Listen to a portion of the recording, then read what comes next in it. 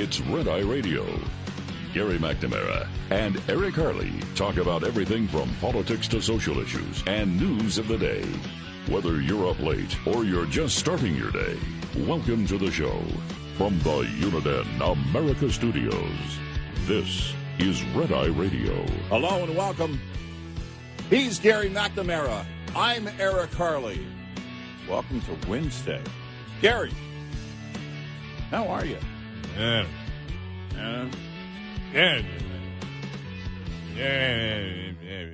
Honor, we want to change a venue. Gary McNamara.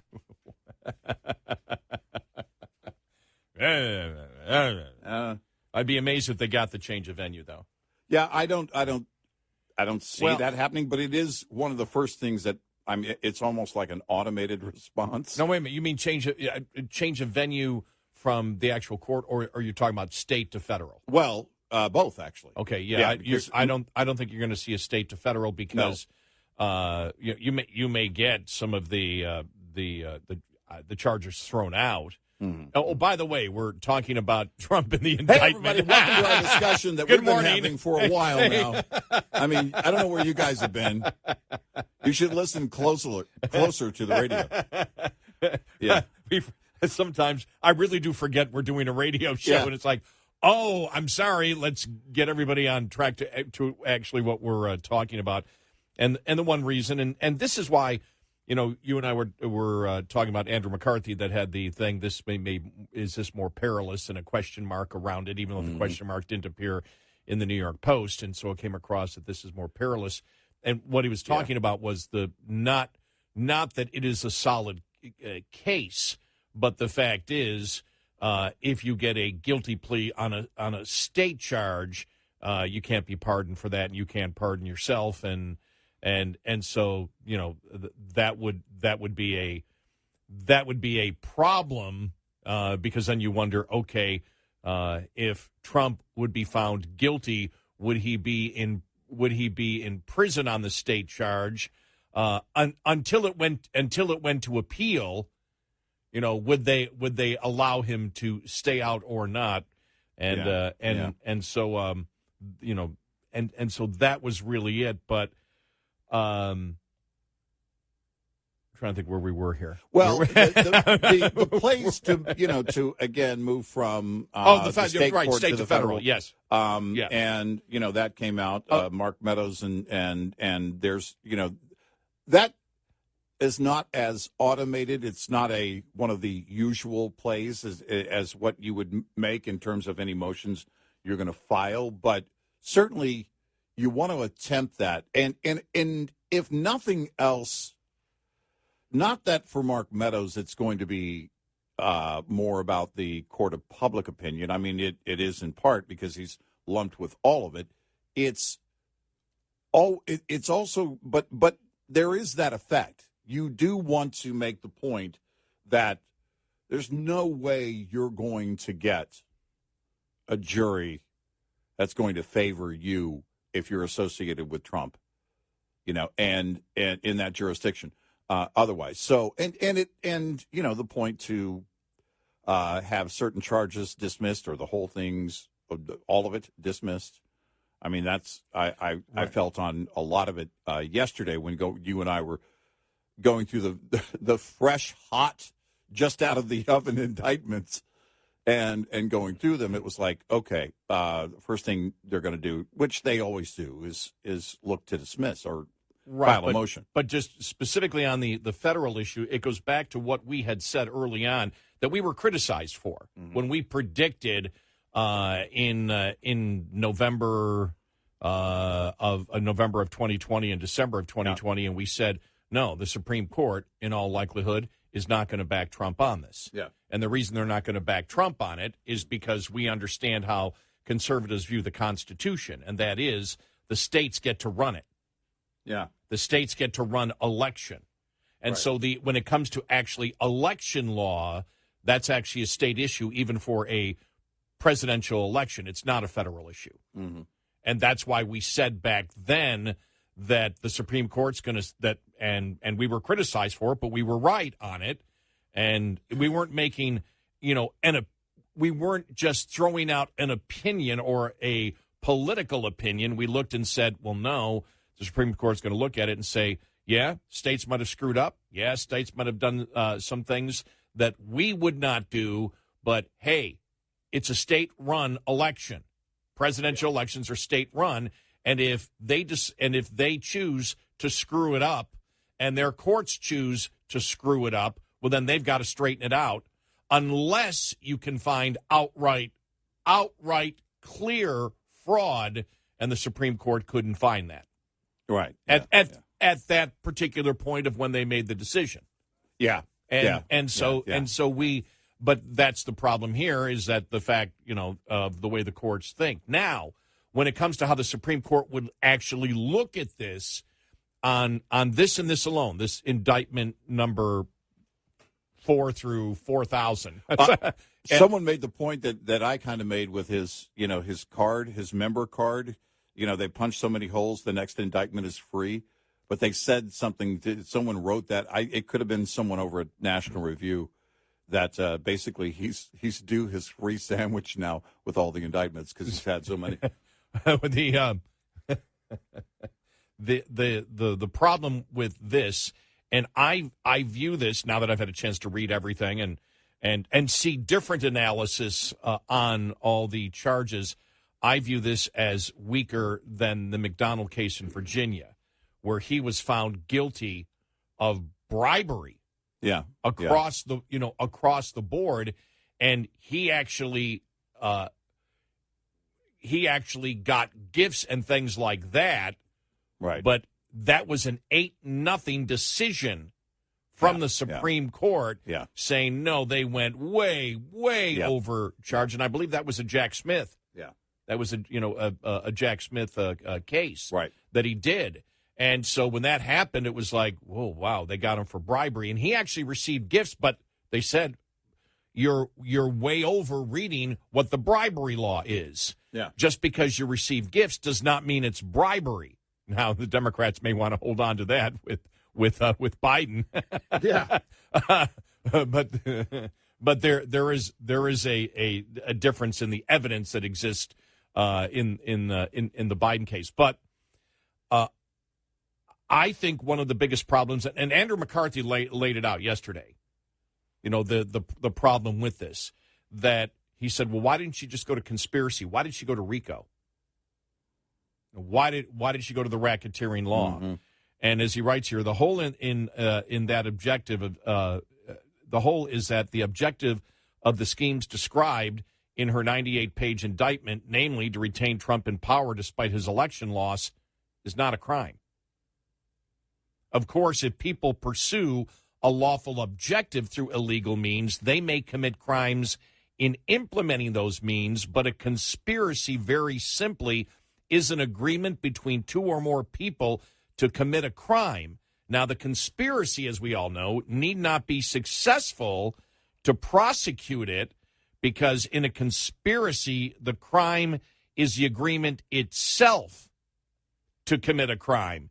If we both agree, right here, if we agree to rob a bank, but the police get wind of the plan and arrest us on the way to the bank, we are guilty of conspiracy to commit bank robbery. Mm-hmm. And you see that, for example, when somebody, the conspiracy to commit a terrorist act. In fact, they had an undercover FBI agent attached to a guy here in North Texas several years ago. This goes back a ways. Oh, yeah. And they got to the point, they gave him what he believed was a detonator. Right.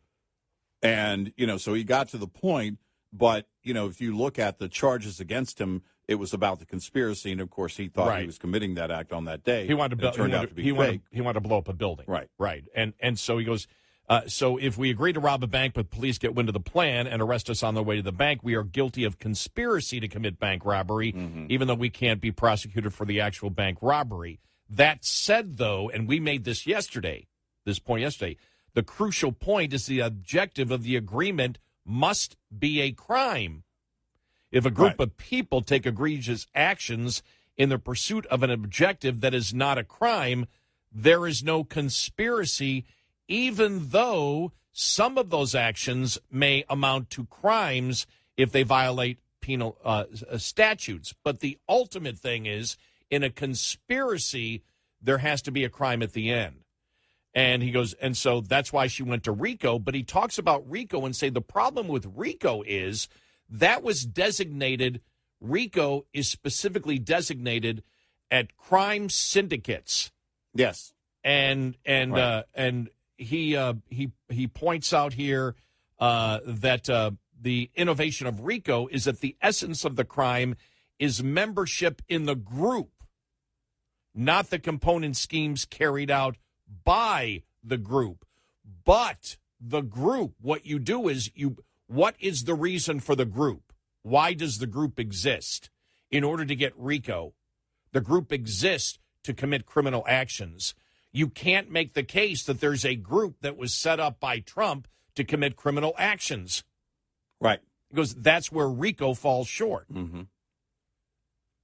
And so let me just get here. In a RICO crime, being a member of that enterprise that commits crime, not the commission of a particular crime the enterprise carries out. Concrete example, let's say the Gambino Mafia family commits murder and extortion, the usual run of mob crimes. If you're indicted for RICO conspiracy in that context, the crime is not the killing of ex-rival mobster or the extortion of X or Y businessman, although you probably would be indicted for those crimes in separate counts if you were personally complicit in them. The crime is to intentionally conduct or participate in the affairs of the Gambino family. The prosecutor must show that you did that through the commission of crimes, the pattern of racketeering activity, but the gist of the offense is the enterprise, which is a criminal organization. And he says she, in her actual indictment, she calls the group a criminal organization. Criminal organization. He said, well, it's not a criminal organization. It's not. Because one of the keys is, number one, you have to be organized, and there has to be a pattern of racketeering for numerous crimes. And the ultimate of what they wanted was not a crime. Right. And there is no racketeering pattern. There isn't a bunch of crimes that have been committed. And she's looking at free speech, for example. I mean, the Mark Meadow charges are just ridiculous. It is because insane. he simply set up appointments for Trump to talk to people, and they put that as as a part of racketeering. He said, in fact, in fact, she gets it wrong right out of the starting gate, describing Trump and his 18 alleged co-racketeers as a criminal organization. This is just dumb. If you could prove they conspired to do something illegal, you could accurately call them members of a criminal pact, but the 19 defendants are not even members of a single organization, much less one that is innately criminal. Moreover, from the prosecution's perspective, there need not to be a criminal organization.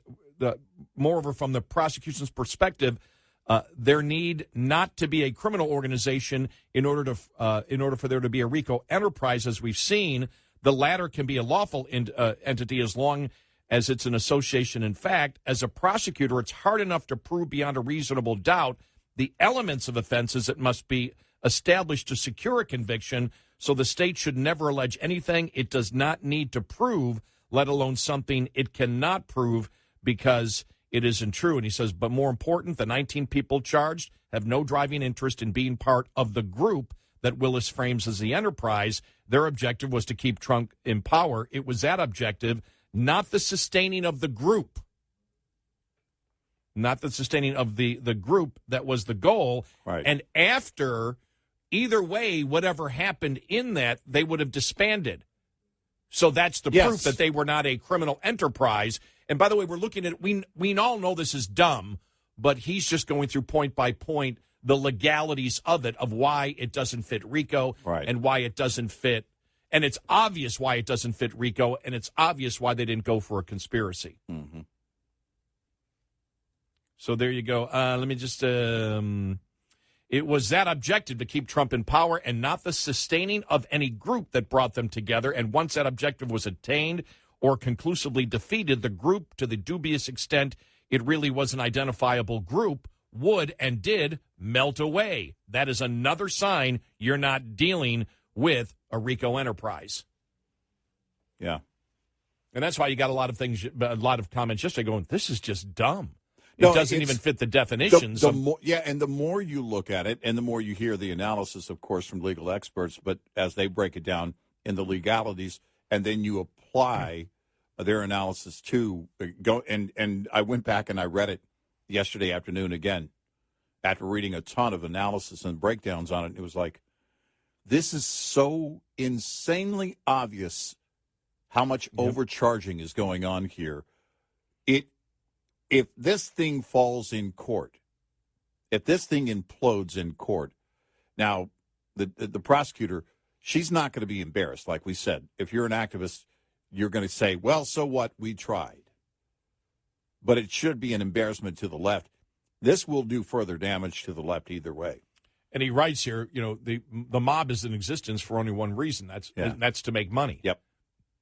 He said the vast run of such enterprises are in it for the money. You want to be part of an enterprise because it generates lots of income over time. And the law calls for prosecutors to prove that RICO enterprises are continuing threats. So an economic purpose and the carrying out of activities, criminal and otherwise, to sustain the gravy train are fabric for a RICO enterprise, and that doesn't exist either.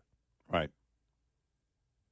Because the mob isn't going away whether you put people in jail or not. Right. Or the mob isn't going to go away if they succeeded in one crime or didn't succeed in one crime. They're still going to be there. That's not the case here. Right. And the other thing is clearly it's it's a political organization, the Republican Party, but there wasn't even a defined group.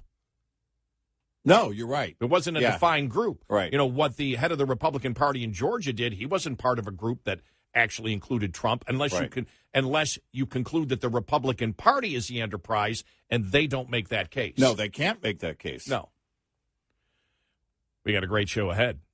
866-90-RED-EYE. Keep your engine humming in the heat this summer by keeping up with preventive maintenance. Think your PM is complete after your oil is changed? Think again. There's grease, transmission fluids, and gear oil to consider too. Grease, for example, is made of oil, thickener, and additives. It provides rust protection by preventing water spray-off and wash-off on equipment like the universal joint, fifth wheel, and clutch throwout bearings. It also helps protect major greasing points like tie rod ends, spring pin bushings, kingpin, and the chassis. Today's synthetic oils means more miles between engine oil changes, but greasing intervals aren't growing at the same pace. Your fifth wheel, for example, needs to be greased every 15,000 miles or monthly. This report is brought to you by Shell Rotella. Shell Rotella, with advanced synthetic technology, is designed to help keep your rig running with more mileage and less maintenance. Get in touch with Red Eye Radio, toll free at 866-90-RED-EYE.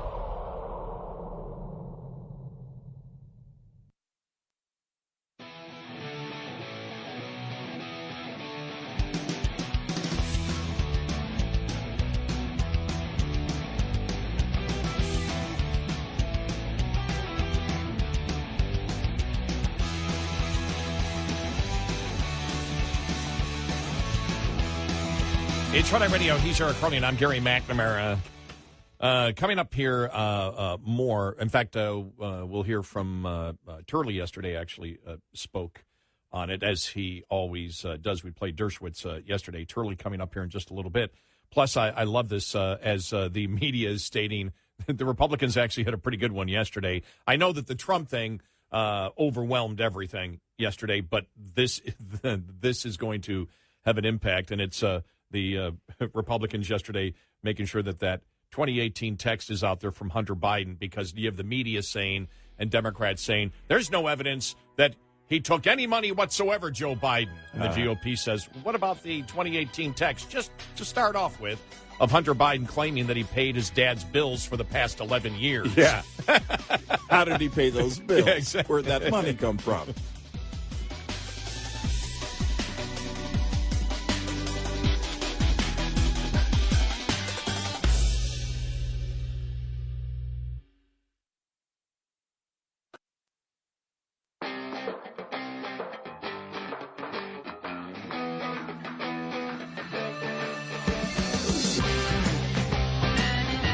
Consider yourself canceled if you don't listen nightly. Red Eye Radio.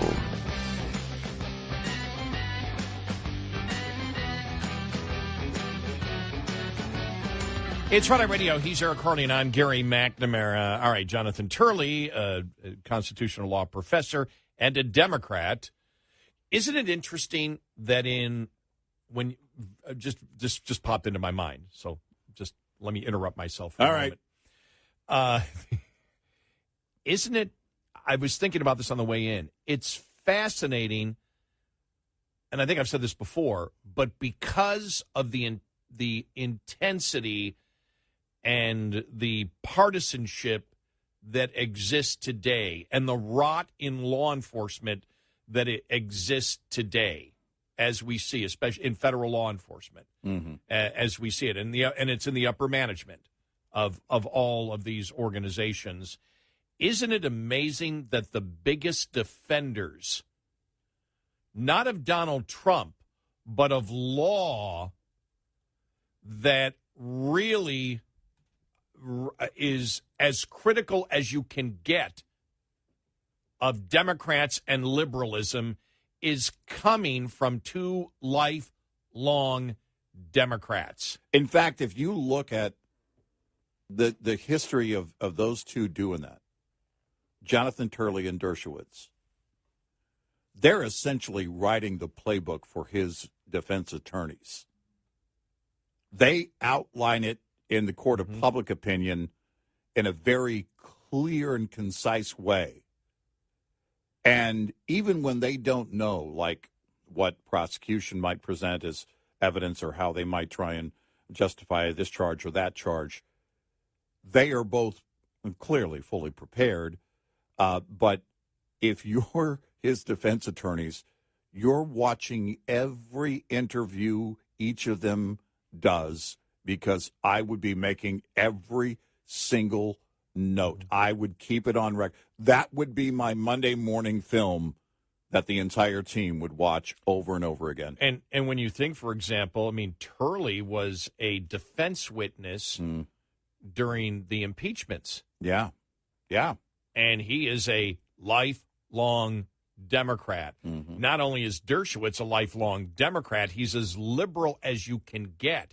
And I think what that points out, if people are paying attention and if they wish to pay attention, is the incredible rot that exists inside, and it's the liberalism and inside the Democratic Party. Yeah. Because, as we know, this is all unprecedented, has not happened in American history, as we know. But let's get to Turley here, as he was asked, all right, you've read it. What do you think about it? It's excessive, and I think it's also dangerous. It essentially criminalizes challenges to elections. There's no sort of limiting principle in this document. You know, they are charging things like the president saying publicly we need to have a recount.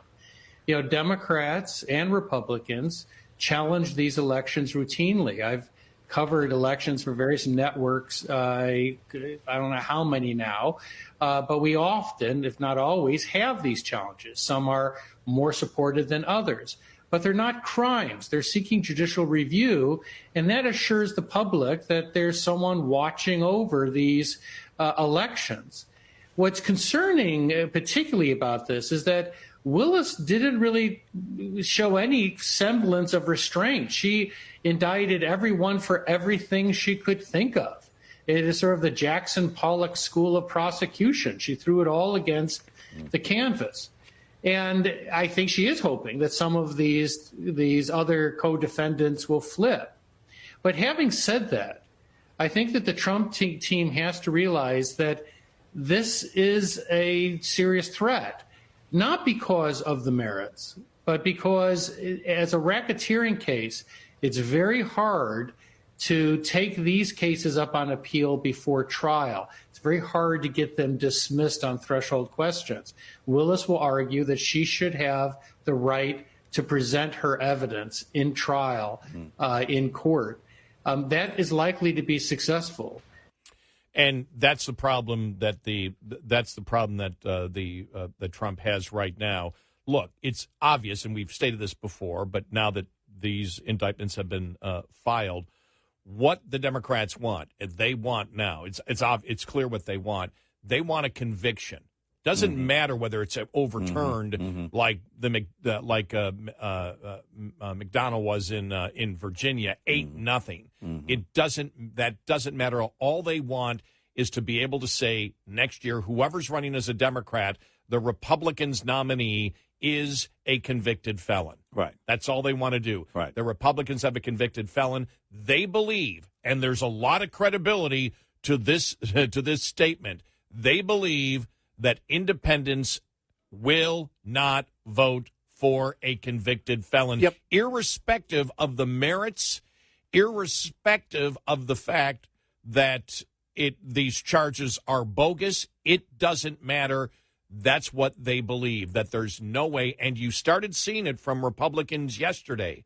You started seeing it's time that Republicans realize that Trump cannot be the candidate because they've thrown so much at him. It doesn't matter whether it's fair or not. The reality is, if he is convicted on one count where he is a convicted criminal on any of these things, that Republicans and Democrats believe he can't win. And then what do you have? You have, for the next 4 years, the rot continue from the executive branch. You have a continuation of this. Doesn't matter whether it's Biden. Doesn't matter whether it's Newsom. Doesn't matter whether it's Harris. There is no difference. They will do everything they can within their executive power, just like Biden is doing and has been successful in so many of the executive orders that he puts in, that the border will remain the same, that nothing will change. And they also believe that because Trump, if Trump is convicted, that may go all the way down the line on Republicans, and Republicans lose the House. And if Republicans lose the House, then Democrats, you've seen what they've been willing to do, that they will go crazy. And Democrats know they can't win on the issues. They know they can't win on the issues. They know they can't. But they can win, they believe, and now you've got a lot of Republicans believing that it's time, to dump Trump. I don't see that's going to happen. No, I don't see that happening. I don't see it's going to happen. I'm just telling you how they're thinking right now, and the thinking has credibility to it, because the thinking is, will independents vote for Trump? Well, the fact of the matter is, if the Democrats, if he is found guilty, it doesn't matter whether it's overturned like the McDonnell case, 8-0 in the Supreme Court down the road, it won't be by the time the election is there. And you have to ask the question, will independents vote for Trump if the Democrats and the courts say he is a convicted felon? That's the problem. I think even if the case were to implode, let's just say he got an expedited appeal, some miracle, and then in appeals everything imploded. You have independents looking at it saying, I can't stand the chaos anymore. Yes. I don't want the chaos. Yeah, don't want the chaos. And this is the problem right now that the GOP has, is that you're looking at something where the left is going to be successful. You're looking at something where there is no merit to any of this, yet it's going to work. Yeah, that's frustrating. And so the only recourse many Republicans believe is, okay, we got to stick by the guy. I understand that completely. Well, this is where the difference between the rank and file and the party. The party has ignored rank and file before. It wouldn't be anything out of the ordinary for the GOP.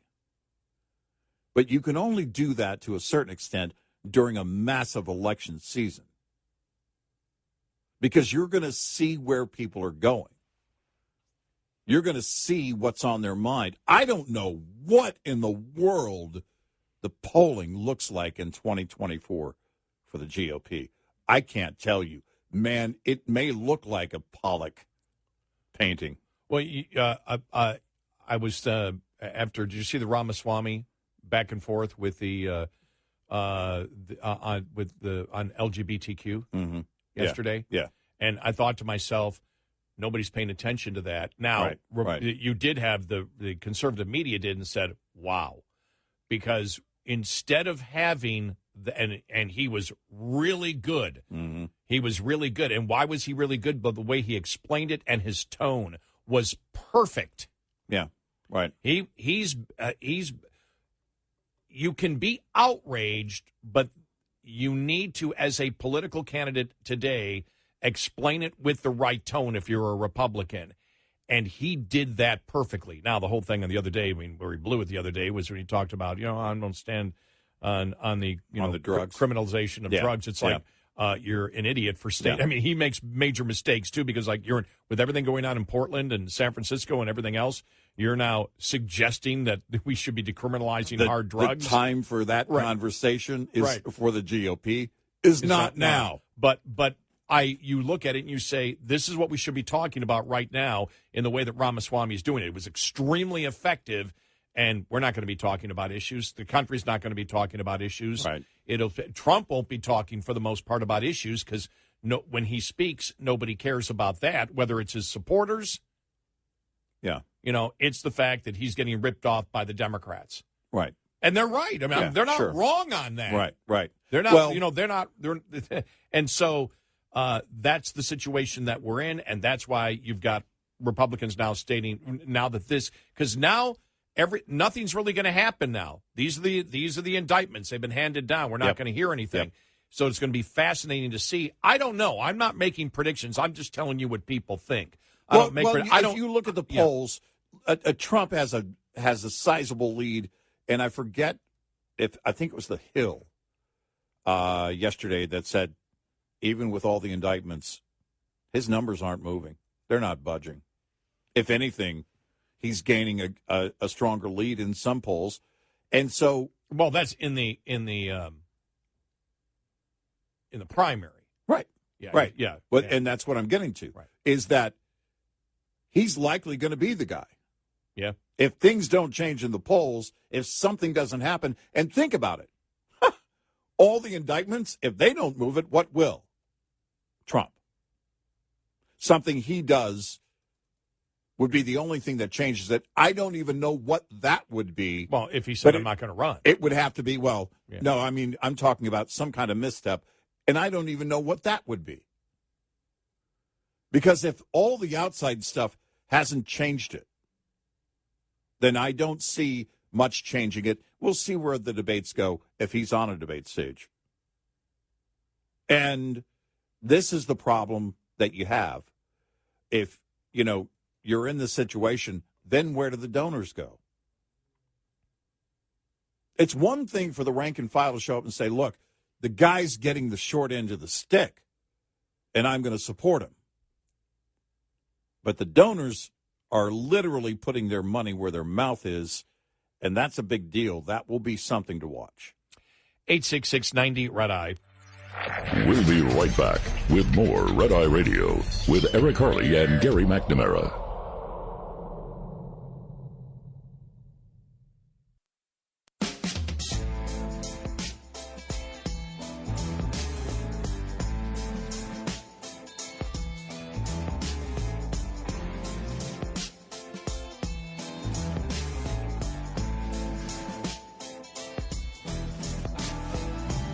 It's Red Eye Radio. He's Eric Harley, and I'm Gary McNamara. Then I noticed over the last couple of days it's been coming out. But if Trump doesn't run, his supporters will stay home.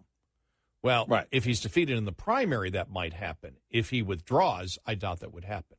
And then you have to ask yourself the question, what's a stronger possibility? That if Trump is convicted, as unfair as you may believe that is, as I would believe it is, would independents be more likely to vote for him or against him? And the other side is, if he lost in the primary, would Democrats, would Trump people really stay home and allow a Biden, Harris, or Newsom administration? Is it more? And this is the debate. Is it more about the person being screwed over? This is the debate going on with Republicans right now. Mm-hmm. Is it more about him being screwed over, as unfair as it's going to be, or the direction of where our nation goes? That's the debate. Well, you get down to it, and let's just say all of the cases went away tomorrow, that they were all tossed out tomorrow. Now what's left? What is the motivator? To get people back to the polls. Issues. It's the issues. And it would also be, all right, but aside from the legal stuff, there's still a lot of chaos. There's still a lot of back and forth, and a lot of that is self-generated. Is that something we want to continue or not? And those are the questions. Top of the Hour News is brought to you by House Products. Visit houseproducts.com. This is Red Eye Radio on Westwood One.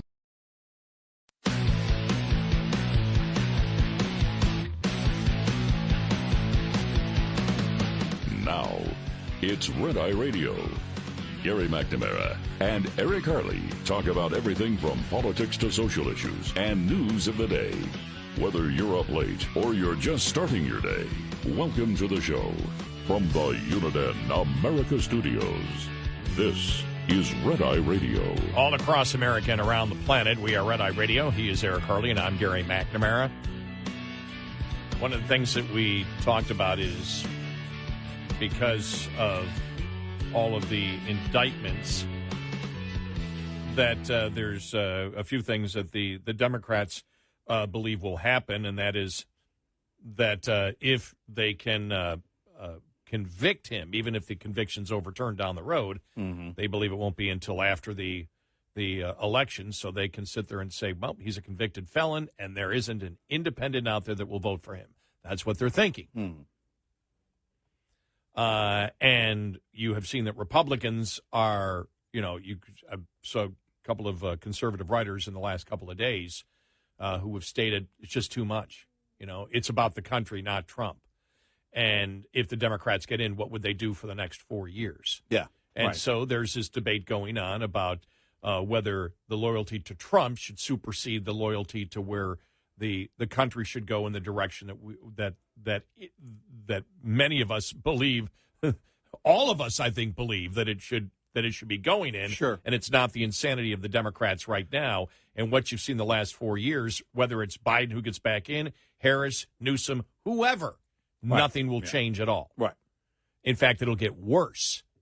And so, that's a concern. The other concern is that we're not going to be talking about any issues. Everything is going to be dominated on the Trump trials. Yeah. Everything will be. Yeah. And that is a concern because Republicans we believe that if it's a debate on the issues alone and not personalities, Republicans win, and they win big. Yeah.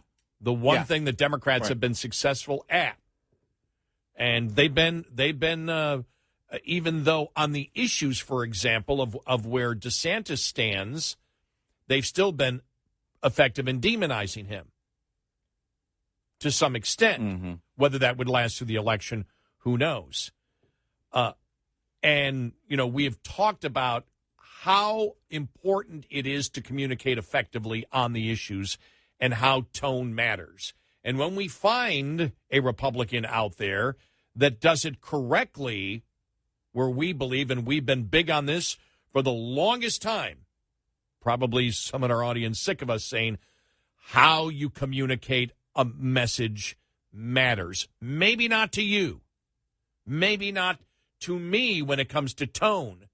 That I really don't care about tone. I care about what your message is. There are a ton of people that care about tones. Only care about tones. Only care about tone, and will vote against you if the tone isn't right, even if they agree with you on the particular issue. We go back to where after the election in 2020, you would see it constantly, where it would be like everybody's really ticked off. You see the polling shows on a particular issue, Biden's getting killed. It first started really on immigration, and it was like, see, but you didn't want the mean tweets. Right? You saw those. Yeah, We all saw those, yeah. See, but you didn't vote for him because of the mean tweets. Well, there's two ways to look at that, and that is, one, that is a logical thing. Why would you not, why would you vote against your own best self-interest and what you believe in because of someone's personality? I mean, that's a logical thing to think, right? Mm-hmm. But the other thing is, if you know that people agree with you on the issues but dislike your tone and dislike your tweets, stop tweeting. Because the goal is to win elections. Yep. And on the actual issues, I said this the other day to a Democrat. They just sat there and looked at me. Tell me what issue that Trump believes in that the public is massively against. Right. Right now. Right. So tell me one. And they couldn't. They sat there with the blank stare in their face and go, that's my point. You may hate his personality, but on the issues, he's not a radical. Never been a radical. In fact, he has held liberal positions before, and one of the fears is that if he didn't have to run again and won a second term, he, and if influenced by certain family members who are not participating now and won't in his campaign, or his daughter we're talking about, that he can be convinced to do things that are more liberal. Yeah. Now, will that happen? I'm just telling you what the concerns are. I'm not making predictions in any way.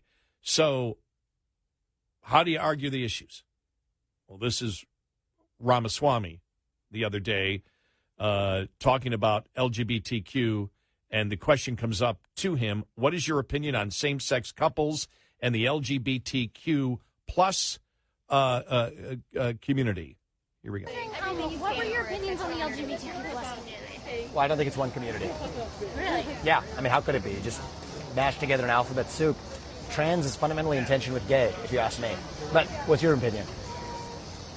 I'm personally pansexual, so I was Okay. just wondering what your views on same-sex couples were. I don't have a negative view of same-sex couples, but I do have a negative view of a tyranny of the minority. So I think that in the name of protecting against a tyranny of the majority, and there are times in this country's history where we have had a tyranny of the majority, we have now, in the name of protecting against tyranny of the majority, created a new tyranny of the minority. And I think that that's wrong. I don't think that somebody who's religious should be forced to officiate a wedding that they disagree with. I don't think somebody who is a woman who's worked really hard for her achievements should be forced to compete against a biological man in a swim competition. I don't think that somebody who's a woman that respects her bodily autonomy and dignity should be forced to change clothes in a locker room with a man. That's not freedom, that's oppression. And so I believe that we live in a country where free adults should be free to dress how they want, behave how they want, and that's fine. But you don't become oppressive by foisting that on others. And that especially includes kids, because kids aren't the same as adults. And so I think adults are free to make whatever choices they want, but do not foist that ideology onto children before children are in a position as adults to make decisions for themselves.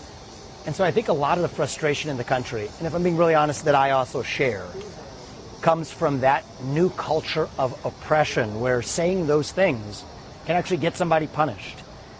And in my case, it's part of why it's my responsibility to say them. And I respect that you may have a different opinion, and that's okay. Part of what makes our country great is that you and I can be civil and have this conversation, and that we live in a country that still gives us, each of us, the right to speak to a presidential candidate and back, and still say that we pledge allegiance to the same nation. So I think that's the beauty of our country, and that's my honest opinion. There you go. Boom.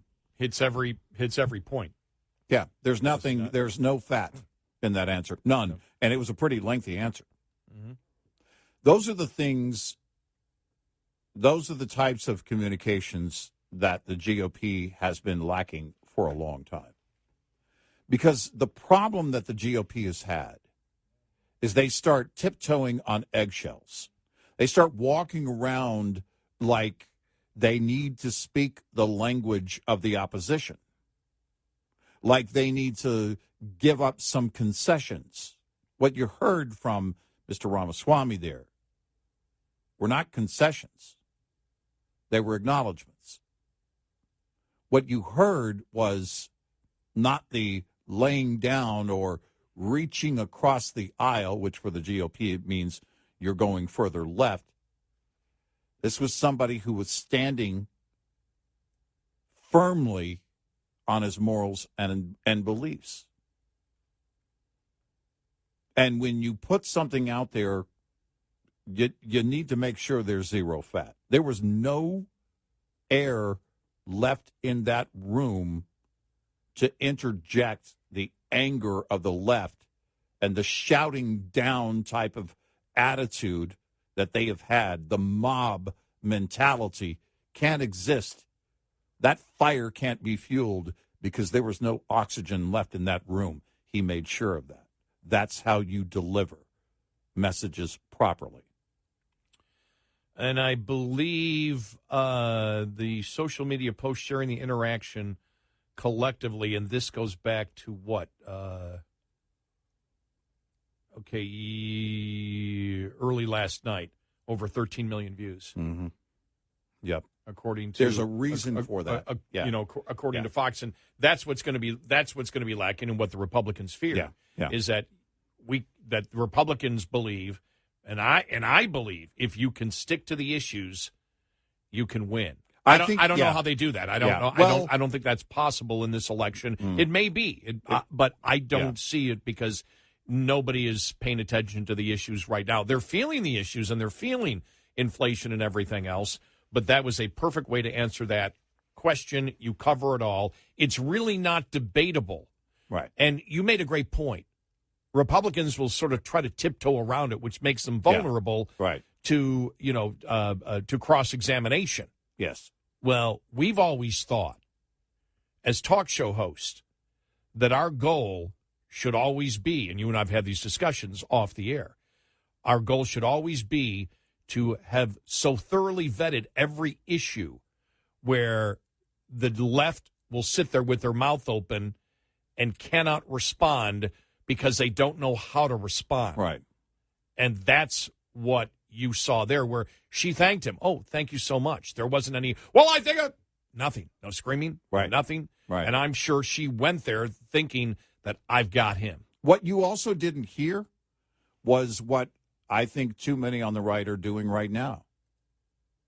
It's one thing to be passionate, but too many are interjecting too much emotion.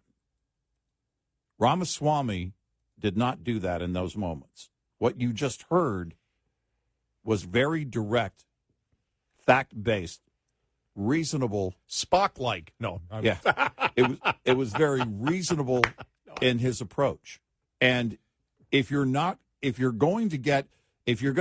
believe that jumping up and then shouting, then that's going to be the game. And what you're doing is you're inviting in that chaos.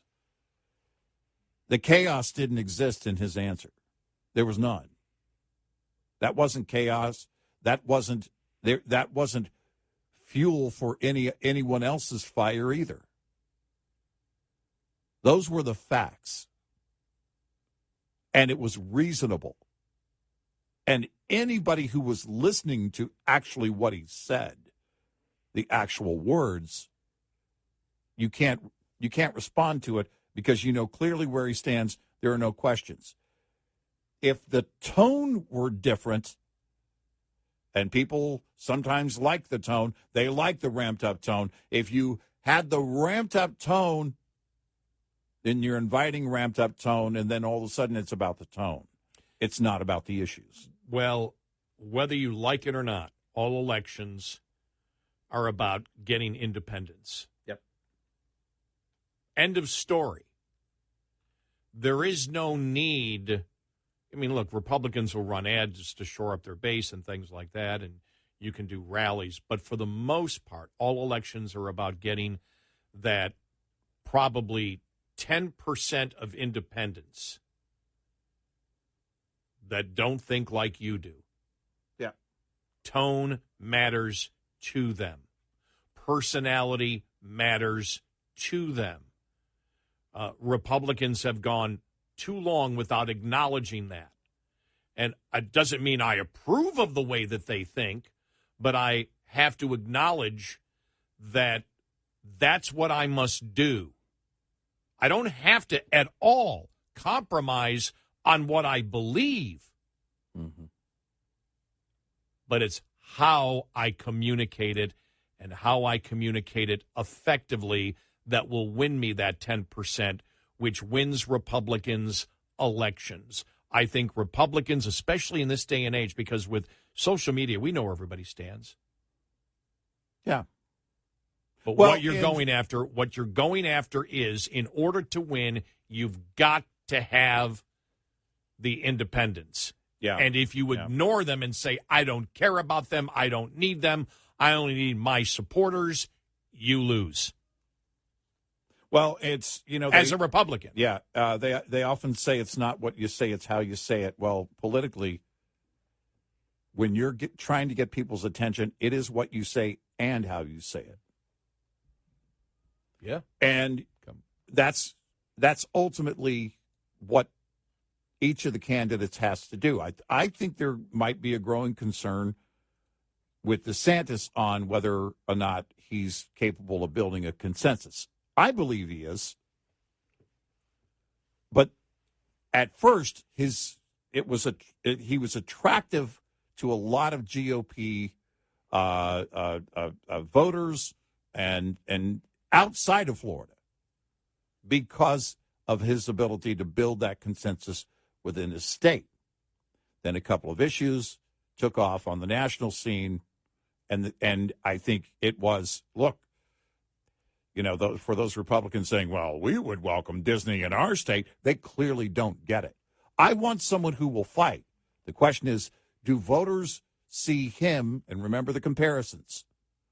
Well, he's a lot like Trump. He's blunt, but he's more direct and to the point and stays on the issues. But are they looking at that saying, well, but I question whether he can build a consensus. I question whether he can do what he does in Florida outside of Florida. And that's been the question from the beginning. Oh, he's got a future. This is even if DeSantis is not the candidate, yeah, no doubt, he has a big future in the Republican Party. I think he and Ramaswamy both do, and especially as you have again reality hit the abstract concepts that the Democrats have been promoting that are insanity, and the American public feels it. Yep. You see the thing that came out about Social Security the other day? That how much couples are going to lose by 2033? Oh yeah. And it's funny because the populist version out there is, well, the money has been, we'll get to that coming up because we're just running late here. 866-90 Red Eye. Surviving and thriving as an owner-operator has just as much to do with managing costs as it does with generating revenue. Understanding basic principles of operating costs can save you thousands of dollars a year. Costs are not the same each month. If 9,600 miles are driven one month and 10,000 miles the next, two different sets of costs apply for each month. For example, if your tractor payment is $1,850 per month and you drive 9,600 miles in the month, your tractor payment is costing you 19.3 cents per mile. Drive 10,000 miles, though, and that same payment will cost you 18.5 cents per mile. This is one of your major fixed costs while paying off a truck loan. The difference in this example is only a fraction of a cent, which may seem like small change, but it ultimately amounts to $960 more annually on the bottom line. Because though fixed costs do not go down over time, you can reduce your cost per mile with more paid miles. Owner-Operator Business 101 is provided by Shell Rotella with advanced synthetic technology. For more information, go to overdriveonline.com to the Overdrive's Partners in Business section of the website for more detail on Business 101 and many other topics. Coming up, more with Gary McNamara and Eric Harley. It's Red Eye Radio.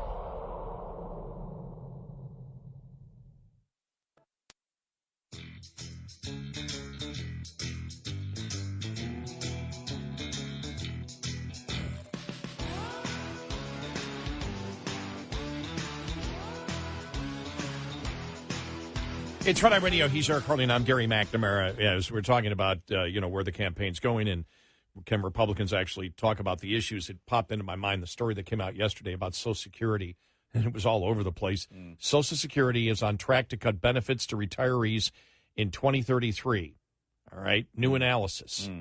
unless the program is shored up by 2033, the typically new retired dual income couple will see their Social Security checks reduced by $17,400 annually, or $1,450 per month, according to a report from the Committee for a Responsible Federal Budget. A newly retired couple with one earner would see a cut of $13,100. The analysis, which is based on current dollars, does not forecast the impact on newly retired single earners, but Social Security has said that will be 23% now by 2033. Mm-hmm. Wow. Yeah.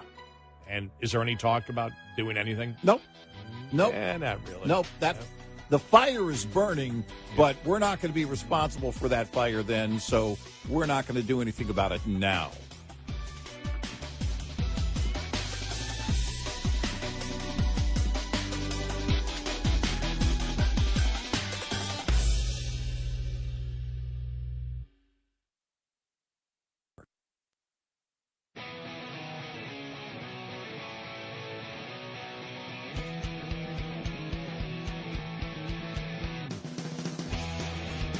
You're listening to Red Eye Radio from the Uniden America Studios.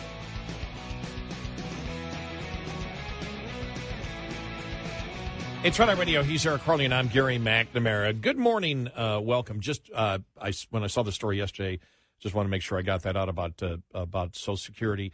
The public's thought, a significant portion of the public on Social Security is the same thing as a federal budget. And I believe the majority of the American public is ignorant, which means they don't know what's actually going on. Mm-hmm. It's not that they're stupid. They just don't know what's going on. And we've talked about the fact that the majority of Americans believed, and polls that we have referenced in the past, believe that we can solve the federal deficit problem by cutting wasteful spending. And what was the other one? It was cut wasteful spending and... Oh, foreign aid. Oh, foreign aid. Yeah. Foreign aid. Yes, yeah. Exactly. Yeah. And that couldn't be further from the truth. It wouldn't even make a dent. Yeah, it's almost always the case when we have a conversation. Well, the first thing we need to do is stop all the foreign aid. Yeah, it wouldn't make a dent whatsoever. What I have noticed are two things on Social Security that we've talked about in the past, and I see it less now because every time I see it, I will, from one of my friends, I'll say, "Stop it." Yeah, right. Do you understand? You don't look very smart, and that's the one that says we need to stop calling Social Security an entitlement program. It's wrong. I worked for it. I paid for it. I earned it. Stop calling it an entitlement program. And you shake your head, saying, "Could you think for a moment?" Yeah, it's not a sense of entitlement. Even though that you would have having a sense of entitlement there would be justifiable. Yeah. But it's called an entitlement program because you put into it, therefore you're entitled to it. You put in separate for it. You actually have an account. You get the reading every year. Here's how much you put in. Here's how much your company put in. You're entitled to it. So that's number one. Number two, and I saw this the other day from someone who I know who I had to correct on the entitlement one. And this person, put out, we could shore up Social Security if the government would just pay back what they took out. Yeah. Well, those were IOUs that were written. Right. Those IOUs are being paid back right now. It's coming out of the general fund, but those IOUs, it's required to be paid back. That's all in the equation of what leads us to 2033. And part of the projection is the majority of those IOUs will be paid off by that time, which is why there's such a problem. But people don't know that. And you know how I know? This person got hundreds of responses. Not one person knew that the IOUs are being paid back by law. They took it out. They got to pay it back. Mm-hmm. Now, the only point you would have, well, if you got interest on it, it might have lasted a little longer. But you can't solve it that way. In order to solve the Social Security problem because of the math, which means a number of people, the baby boomers, masses of baby boomers are going to be collecting, the fact that our birth rate is probably the lowest in history. Probably since we've been measuring, yeah. Probably the lowest in history since we've been measuring. I mean, birth control didn't exist 300 years ago. Right. So that's what I mean. I'm going way, way back. I mean, but a lot of ugly people did, though. Before they took statistics. Well, I mean, that's... that was the original birth control. Well, or I am. Plenty of us. A woman looks at me. Oh, my God. Oh, get away. Run! And... Somebody's going to... I'm sorry, what were we talking about? Somebody's going to write me an email saying, you were talking about the whole loneliness thing the other day. Gary, you sort of really fit that definition, it seems, by the things you say on the air. Come on, you get out more than I do. Not much more. That's not saying much. Well, true. But hundreds of responses. Every single person, that's right, they need to put the money back in. Not one person. Hundreds of people responded to this. Not one knew what was going on with Social Security. Not one. In order to save Social Security, you're going to have to either raise the premiums by taking off the cap,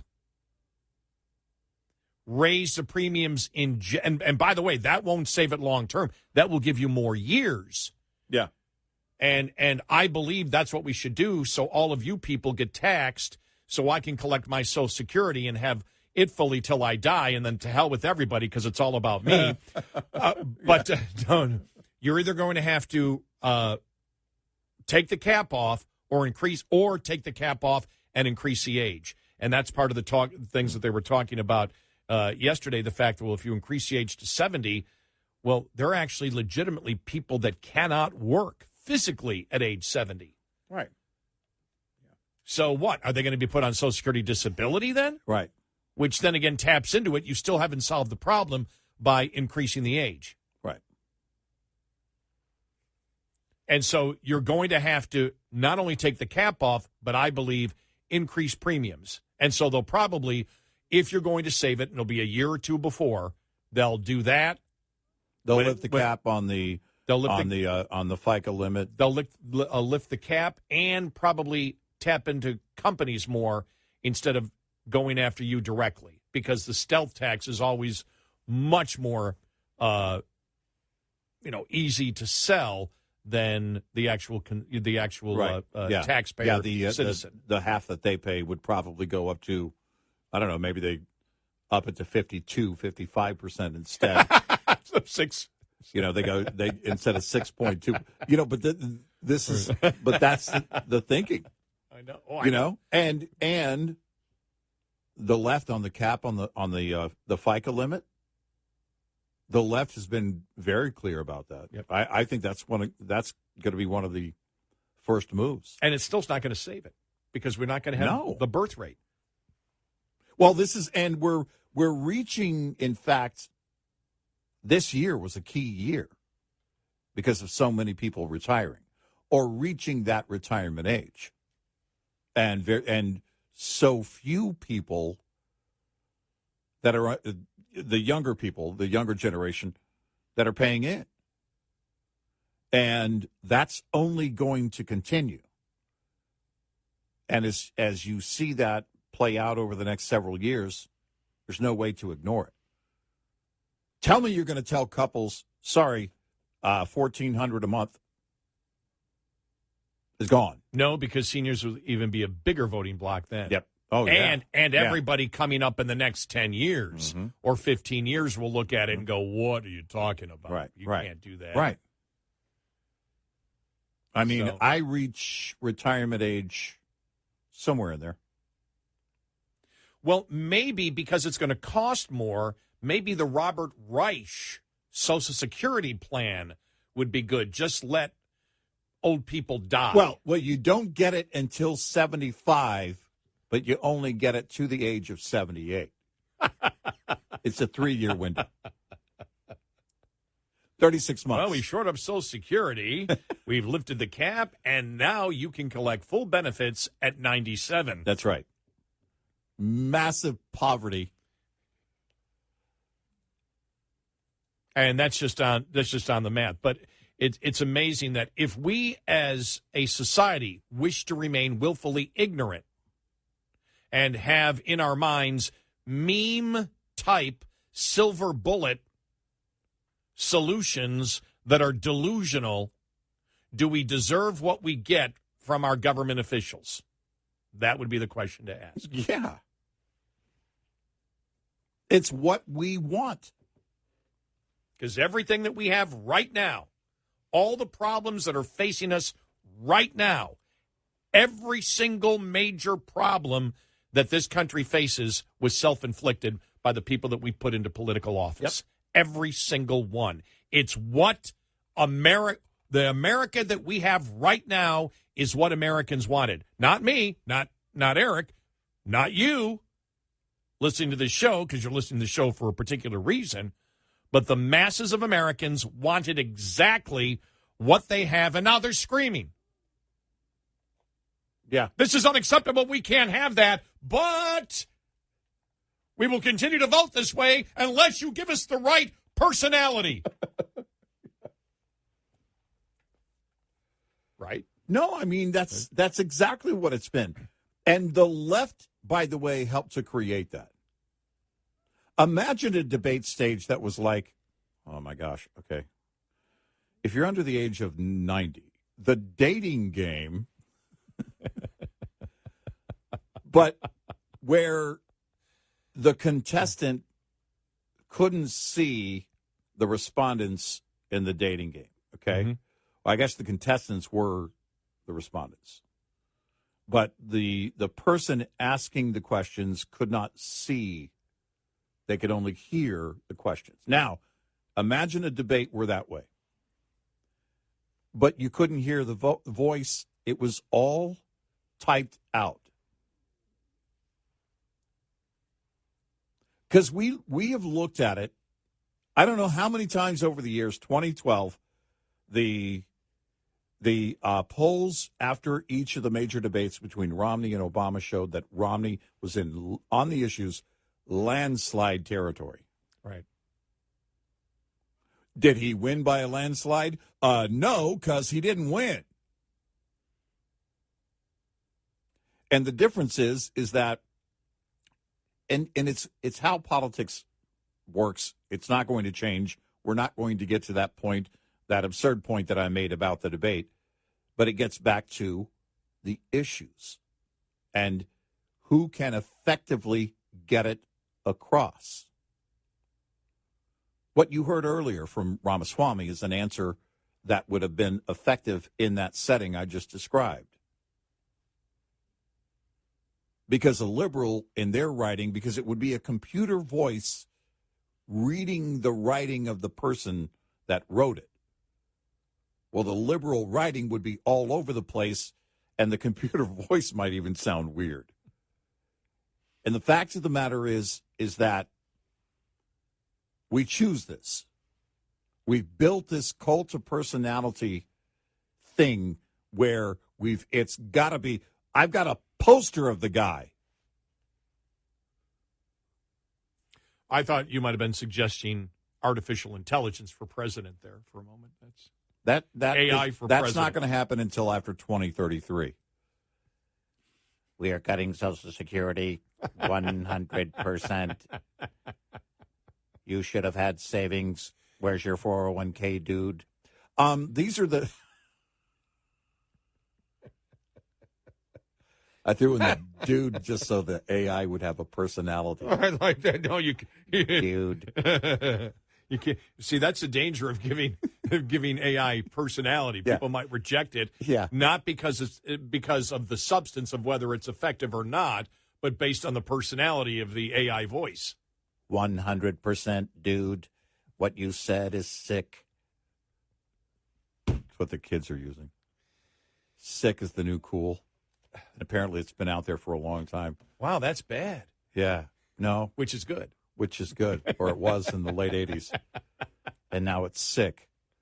That's sick, even man. after the pandemic. They're using it more after the pandemic. Well, wait a minute. See, but they've backed off a little bit because it used to be, wow, that's killer. Now it's just sick. Yeah, killer was 80s? Yeah. Yeah. Yeah, you're right. Now it's just sick. Yeah. But if it's funny, I'm dead. I don't know. The kids these days. 866-90 Red Eye. Lines open for your calls. 866-90 Red Eye on Red Eye Radio.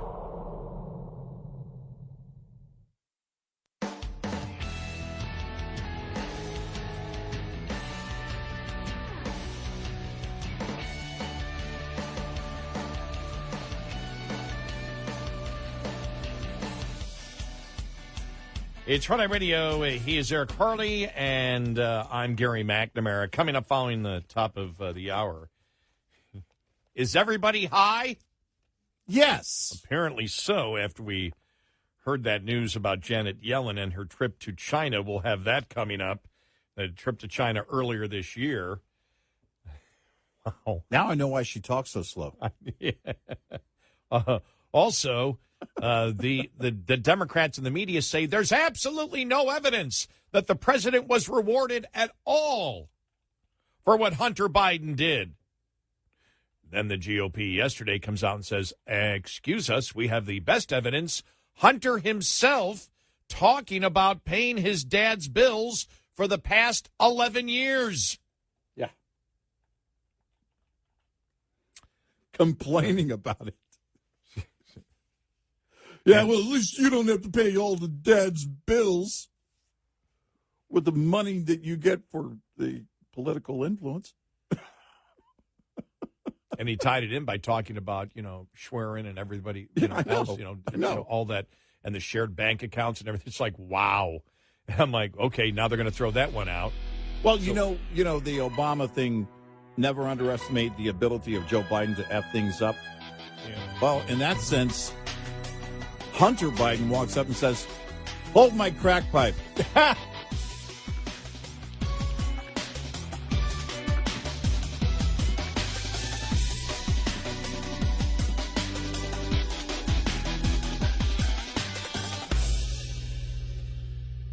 This is Red Eye Radio on Westwood One.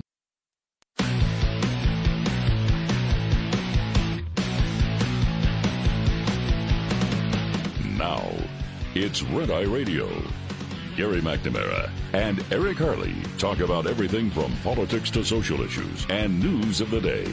Whether you're up late or you're just starting your day, welcome to the show. From the Uniden America Studios, this is Red Eye Radio. All across America, America and around the world. 866-90 Red Eye. I'm okay. You okay? I will survive. You all right? Yes. Need to do some cardio? 1, 2, 3, 4. 1, 2, 3, 4. All right. I'm ready to go. All right. All right. So is everybody high? Yes. I couldn't believe Yes. Janet Yellen. Hey, man, I love that mushroom dish. When she was in China earlier this summer. Yeah, man. She got buzzed on mushrooms. Yeah, man. She didn't know. Well, it all went wrong, man, when I started that Pink Floyd album at the beginning of dinner. Well, then, can it hurt? No, man. Sober. Now, don't drive. Sober, we see her. No, I'm talking monetary policy. What's Sober, that, her man? monetary we're policy is mushrooms, man. What are we? Why are we talking policy, man? I don't have any money. I just want to talk mushrooms, man. All right, Chong. Science shows, man, that it's good for you, man. I don't know where. I never read it myself, man. If you need, but then again, when you think about the monetary policy that comes out of her and the Fed and everybody else, you do have to assume, though, as we've stated many times, the things that they say defy reality. Well, and that's exactly what mushrooms will do. Well, the wrong kind of mushrooms will do. Here's the thing, man. Mushrooms are transitory, man.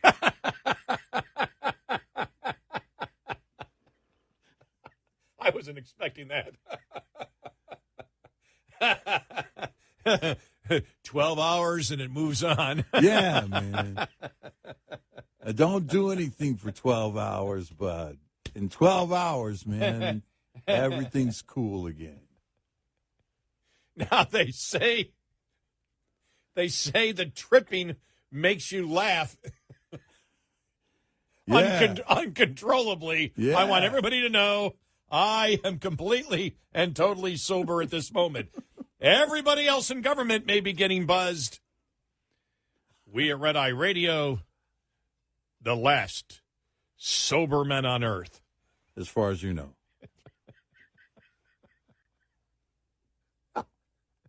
Prove it, man. I have my rights, man. I know my rights, man. I can lie. Everybody else is. All right, so we have an occasional shot of vodka. I mean, we're normally 70% through the show. Yeah. That's what when you hear deep voice guys say we're only giving 70%. Well, yeah, a couple of shots throughout the show, and you're not going to be giving maximum output. Wow. Yeah. That was not encouraging yesterday when I saw that. It was like nobody's checking. I mean, Well, so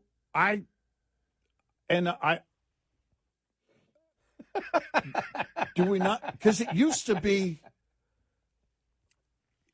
it required and I know she's not the president, but even with the Treasury Secretary, you're very clear about anything that might be served to this person. Right. The person has a great deal of influence. And if all of a sudden she's really high and saying things like inflation is transitory, which is weird because nobody would say that in a sober mind, then it could influence the markets globally. Well, that day she was offered some brownies. Well, I love the statement. She had no idea that they were.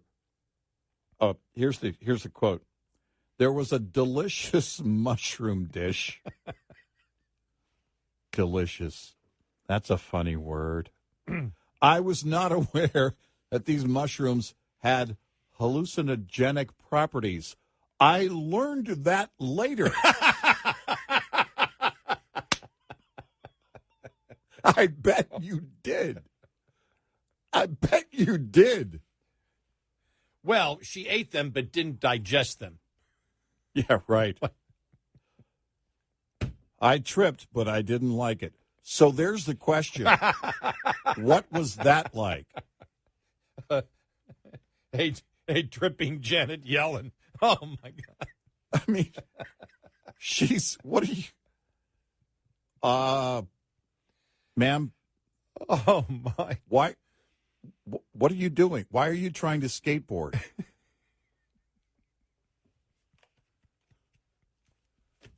And where are your clothes? Look at the bugs on the wall!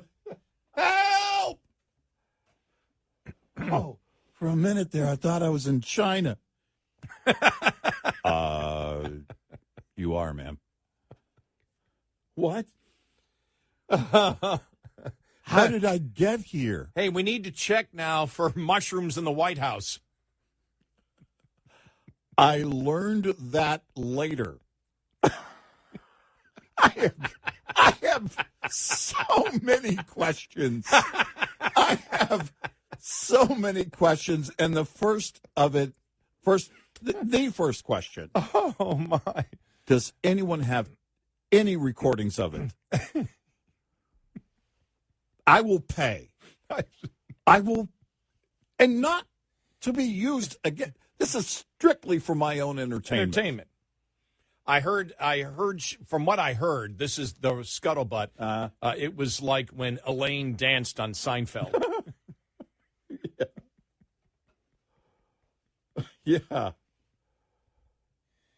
Oh my. Yeah. Yeah, That was the surprise story of the day yesterday. That's the one I went, okay, I've got to tweet this out. Well, here's the other thing, too, is that they serve that in restaurants?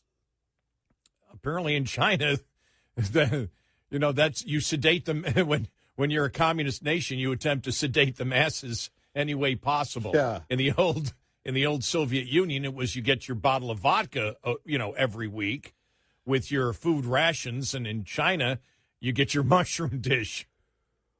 Well, yeah. And then, there were some comments made about, well, but if the mushrooms are cooked properly, there is no hallucinogenic qualities. And now let's go back to what she said. I learned that later. All right, but if you cook it properly, but we want those in senior leadership in this country and in the White House to understand that only applies to mushrooms, not crack. Yeah, actually, it's the opposite with crack. If you cook it properly, you're going to be high. You'll be doing things that your father won't be proud of.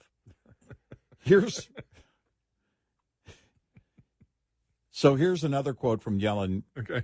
But all of us enjoyed the mushrooms, the restaurant, and none of us felt any ill effects from having eaten them. Oh, now I have more questions. Define ill effect. What? It all depends on what the meaning of ill is. Yeah. Because I go back to the Beastie Boys, and I know what it means. So what do you think it means? And do you think it was the experience sick? Did you feel sick? Oh, you had to be listening last hour to get that one. We're talking about how sick means good. Yeah. But now I know why she talks so slowly. Wouldn't that be funny if she came back and she was talking much faster? Listen, we've got to get on top of the inflation, man. I'm worried about the inflation. This is the problem. This is going to be a problem. We know it's not transitory. It's here to stay if we don't do something about it. And I believe we should do something about it right now. You know what I want to do about it? I want to kill it. I want to kill it like a monster. That's what I want to do about it. Miss Yellen, we haven't asked you a question yet. In fact, you're not even seated. Oh, my. Yeah. So we're getting closer to our analysis that everybody must be high. Yeah. Wow.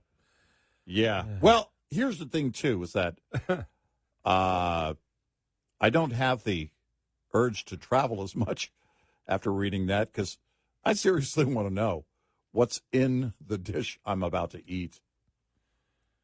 That sounds, by the way, that sounds like something that might happen in Austin. All right, here's a great new place in Austin. Here's a question. What was, 100 years ago or more when Coke had Coke in it, did you really get high off it? Was there enough to get you high? Was there just a tiny bit of Coke in it? I mean, from what I've read, no, it wasn't like, you're not going to get. And there are different levels. There are different standards. Like Hunter Biden has a standard that none of us ever. We have the coffee standard. Do you feel that kind of coffee buzz? Yeah. And in the measurement of every, and because I researched it it was just like everybody when it first came out and known, it was like, yeah, it wasn't like, that kind of thing. You would get a pep. You wouldn't. But then again, even back then, they had their share of Hunter Bidens. Well, this inquiring sober mind wants to know, like back in history when everything was really legal. Mm-hmm. Yeah. 150 years ago, was everybody walking around buzzed? Well, no. If everything was legal back then. Well, even because they talk about, in fact, we mentioned coffee. History on modern marvels. one of the episodes was focused on coffee, because in pubs, you would show up even at 9 or 10 a.m., you're drinking ale, you're drinking beer. Well, here in this very young nation that was still becoming a nation, they would show up, and then somebody at one of the pubs started brewing coffee. What they noticed was they talked more. And they talked about important things. And according to history, the History Channel, that was really the birthplace of the ballot process in our society. Is that, okay, in those rooms, in those pubs, as they would now get together and drink coffee in the morning, they would have conversations about our society, and then they would, okay, well, let's take a vote. And then you put whatever your vote is in the hat, blind ballot kind of thing, and then here's what people think. And so polling and balloting kind of, came from that. But up until then, people were drinking beer around the clock. They were influenced by whatever they're taking in. Having said that, people are influenced by coffee. In fact, a guy that decided to start a coffee company named Starbucks made a ton of money off of it because they want their buzz. They want their caffeine buzz. Well, I was just, when I read that book a long time ago on Lewis and Clark, and they talked about the fact that what hasn't been communicated effectively is the fact that way back then people were really scared about death because there were no antibiotics. I mean, you broke an arm, right. You could die. Right. You got a cut, you could die. Mm-hmm. It was a completely different thing. And so one thing that hasn't been passed down, I don't think in the history books enough, at least that is publicized, is the fact that if everything was legal back then, what did people do? Think about this. Even as, recently as World War II, when you look at December 7th and Roosevelt was being treated with cocaine on December 7th, 1941. I never knew it till the History Channel had thing on it. That's how they took swabs of cocaine and put it up your nose in order to relieve the symptoms of a sinus infection, and he had a bad sinus infection that day. And the question that's gone down in history is, was he buzzed with the decisions he made on December 7th, Sure. to push, it was the right decision. I'm not questioning the decision, mm-hmm. but it's really interesting when you look back how we used to treat things, just how rampant, drugs today that are completely illegal, except in Portland, it's I just wonder how widespread were they in the population going back, and that's actually serious, just a question of interest. Well, no, I think it goes to the state of mind for the commander in chief in that case, right? And Mm-hmm. and which can have how many different influences? Again, whether it's really strong coffee. I worked for a radio station owner that would drink in 108 degrees. This guy would drink steaming hot black coffee all day. I told you the one time I was driving across the country when I was going to work. I was driving across the country to go work at KXL, our great affiliate in Oregon, Portland. Yeah. And I was so tired. Those times when I got up in the morning and started driving. I was in Nebraska. Yeah. And I don't know how far I got where I was in Nebraska when finally I said, I'm just so tired. I bought some caffeine pills. I popped one. A couple hours later, I had to pull over and go to a hotel early. I was absolutely, it's one of the worst. Let me tell you, it was a ill buzz. Yeah. I mean, I felt it was nauseous. was not pleasant at all. I don't do, because it's a concentrated amount. Oh, it's horrible. It's not delivered like, when you're sipping coffee. Think about it, especially like hot coffee. A lot of people will chug it.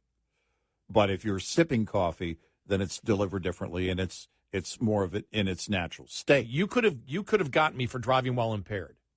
Yeah. When I finally pulled over. You could have got me, and it was a caffeine pill. Yeah, the last time I took one of those over-the-counter caffeine pills, early, mid-'90s. Yeah. Never again. Never again. Yeah, I can't handle it. 866-90-RED-EYE. We'll be right back with more Red Eye Radio with Eric Harley and Gary McNamara. You are listening to Red Eye Radio live from the Uniden America studio. Uniden, social media at its best. Go to uniden.com today.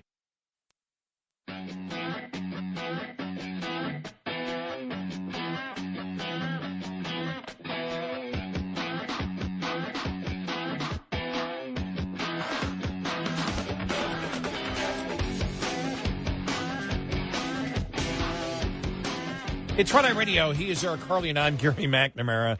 All right, now back to the normal show. He's Eric Harley. I just said I'm Gary McNamara. I forgot about you. Still, sorry. I think you said it.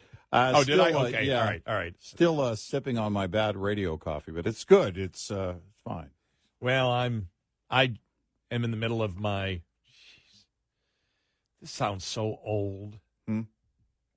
Is that rice pudding? In my mind. I'm still 21. Is it tapioca? It's tapioca. No, I'm drinking an Atkins strawberry shake. That's what I have. All right. Going rogue, huh? I'm just giving. The Ensure wasn't enough? Too many carbs. The Ensure has too many carbs. Yeah. Yeah, I can't have this, Yeah. So can't have that. It's like, jeez.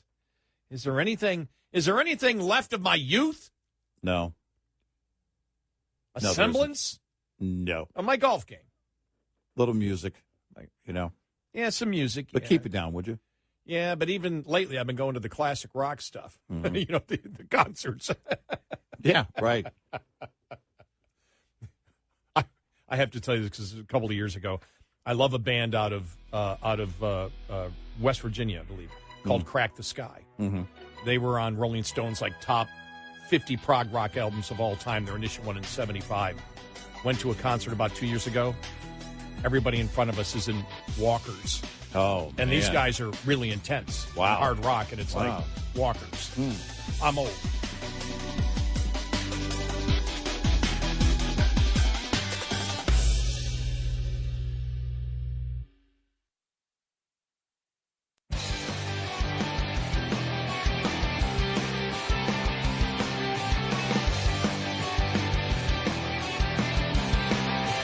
On your smart speaker, say, play Red Eye Radio. And, if you're really nice, she might. Red Eye Radio. And he's Eric Harley, and I'm Gary McNamara. All right, here we go. All right. Now, with the Trump fourth indictment is over, things are going to quiet down just like they have before. And there is no new indictments to look at. I mean, Trump may have, nothing will start, till January, at least January of next year. Nothing.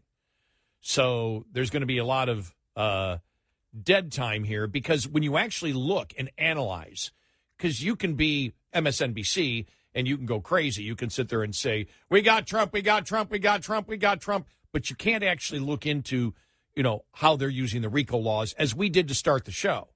We actually looked at it and went, oh, okay, and why didn't she use conspiracy? Why RICO? RICO doesn't apply here at all. You don't have an enterprise that was set up. It's not a mafia that commits a crime, existed before it committed that particular crime. There may have been racketeering behavior going on before that and racketeering behavior going on after it. But the difference is, as we had talked about, there was no organized group to commit crimes. And that's what RICO was going after. RICO was going after organized crime. There was no organized crime here. Right. It wasn't organized. There wasn't a group. What was the intent? And that's what the RICO looked at. RICO was looking at an enterprise that was always involved in committing crimes. And those crimes were, committing murder, stealing, racketeering, vice, all of that. So there was an enterprise set up to commit crimes to make money. That's what RICO's about. Not going after political campaigns and not even looking at this. You can't even say it was a political campaign of the Republican Party. you would have to say that then the Trump campaign, then the Trump transition team was actually a criminal enterprise. You can't make that case. Well, and by the way, by her own standards, we did this with Jack Smith, too. But by her own standards, in this indictment coming down, she and the grand jury are both guilty of what she's saying they're guilty of, and that is filing something with the, in this case, county. No, that's a great point. Yeah. The county government, knowing it is false. Right. She's doing the exact same. They're doing the exact same thing that they claim that and they're we said about Jack Smith too. Right. Everybody in this indictment of doing. And so they're not going to be talking about it because it was simply the rhetoric of "we hate Trump." Right. And then that moves on because they've been hating Trump now for, I don't know, 8 years now. It started in 2015. Yeah. The real hate. Mm-hmm. And so now it's going to be, okay, what's going on? Are we just going to completely ignore? And they're not now completely ignoring what was going on with Hunter Biden. In fact, the story the other day that Biden had planned to do an interview on MSNBC. Think about this. Biden this is Joe, was going to do it, not Hunter, was supposed to do an interview on MSNBC and canceled the interview because the questioning from MSNBC on Hunter, he cannot answer. Right. That's how bad it is for Biden right now. Even if MSNBC wanted to serve up not even a softball, but a T-ball for him to knock out of the park on it in order to give some kind of defense on Hunter, they can't risk putting Joe in front of anybody to talk about it. And let's be honest, the media wants him to, because the media is defending him. Joe isn't defending himself. Right. And that's exactly and that's a huge problem, as we said. One of the problems with Karine Jean-Pierre is the mainstream media that we believe a significant portion of them, the majority, are political activists, are looking for their instructions. They're political activists. They're looking for the leader of their organization, of their corrupt organization. Yeah. Okay, I had to throw that in there. Right. I mean, that would be by the Democrat standard, right? Yeah. By the Georgia Attorney General's or the county DA's own analysis of what is a corrupt organization or a criminal organization. But they're looking for their talking points and they're not getting them. And it's like, we're defending Joe. He's not defending himself. And there comes to a point now where they're covering it. But the last little tiny string that they've been hanging on to in the whole Joe Biden debacle and the whole influence peddling / bribe allegations is the fact that there's no evidence that Joe ever benefited out of this monetarily at all. Right. Well, that sort of ended yesterday. We'll see how the Democrats respond to this or whether they go quiet, because this would be a go quiet moment, at least temporarily, until they figure out what to do, because you can't overcome this. A 2018 text message from Hunter Biden in which he claimed to have paid his father's bills for more than a decade suggests further evidence of the first family's corruption, House Republicans say. In a text thread with his assistant, Hunter wrote that his Wells Fargo account shut me out again. Too many cooks in the kitchen, he wrote on April 12, 2018. Too many profile changes and such happened 10 days ago, too. What do you need? I'm going to the bank in a few. Need to verify identity in person. I need to pay AT&T, Dodge responded. Hunter Biden and Katie Dodge discussed paying bills through a Wells Fargo's credit line on April 12, 2018. Hunter Biden then instructed Dodge to put the payment on both his debit and his Wells Fargo credit line. Quote, my dad has been using most lines on this account, which I've, through the gracious offerings of Eric Schwerin, have paid for the last 11 years, Hunter wrote. Hunter discussed paying his father's bills with Katie Dodge. It's not clear whether Hunter was claiming to have a shared AT&T account or shared Wells Fargo account with his father. The White House declined to clarify when reached by Fox News Digital, but the texts show combining of Hunter's and Joe Biden's finances that has been uncovered by Fox News Digital in past reports. A 2010 email from Schwerin, Hunter Biden's longtime business partner, said he was transferring funds from Biden's tax refund check into Hunter's account because he owes it to you. A 2016 email from Schwerin to Hunter indicated that Hunter was expected to pay an AT&T bill in the amount of $190 for Joe Biden. A 2019 text from Hunter to his daughter, Naomi, said the elder Biden forced him to fork over half of his salary. I hope you can all do what I did and pay for everything for this entire family for 30 years. It's really hard, but don't worry. Unlike Pop, I won't make you give me half of your salary, Hunter wrote. Hunter's text to his daughter in 2019 suggested he had to fork over half of his salary to his father. So, now, again, this isn't the electronic evidence that you want, but it is the evidence that the Republicans can use against the Democrats consistently when they say there is no evidence. Well, the evidence is what Hunter Biden said. Yeah. Hunter Biden right. said this in text messages. Hunter Biden said this in emails. Hunter Biden said this to his assistant about what bills to pay and that he's been paying for his father for the last 11 years. And the only response you can get then is to throw Hunter under the bus and say that Hunter is corrupt, as you brought up the other day also. And I think it's a great note because I haven't seen anybody else bring this up. But you said the other day, you said, if Hunter is corrupt, anybody, because what they're saying is you're corrupt if you took money, because now everybody admits that this enterprise was going on. Right. That Hunter Biden was corrupt, and because he was taking money from all these foreign places, using his completely clueless father to bring him in to say, Dad's on board on all of this.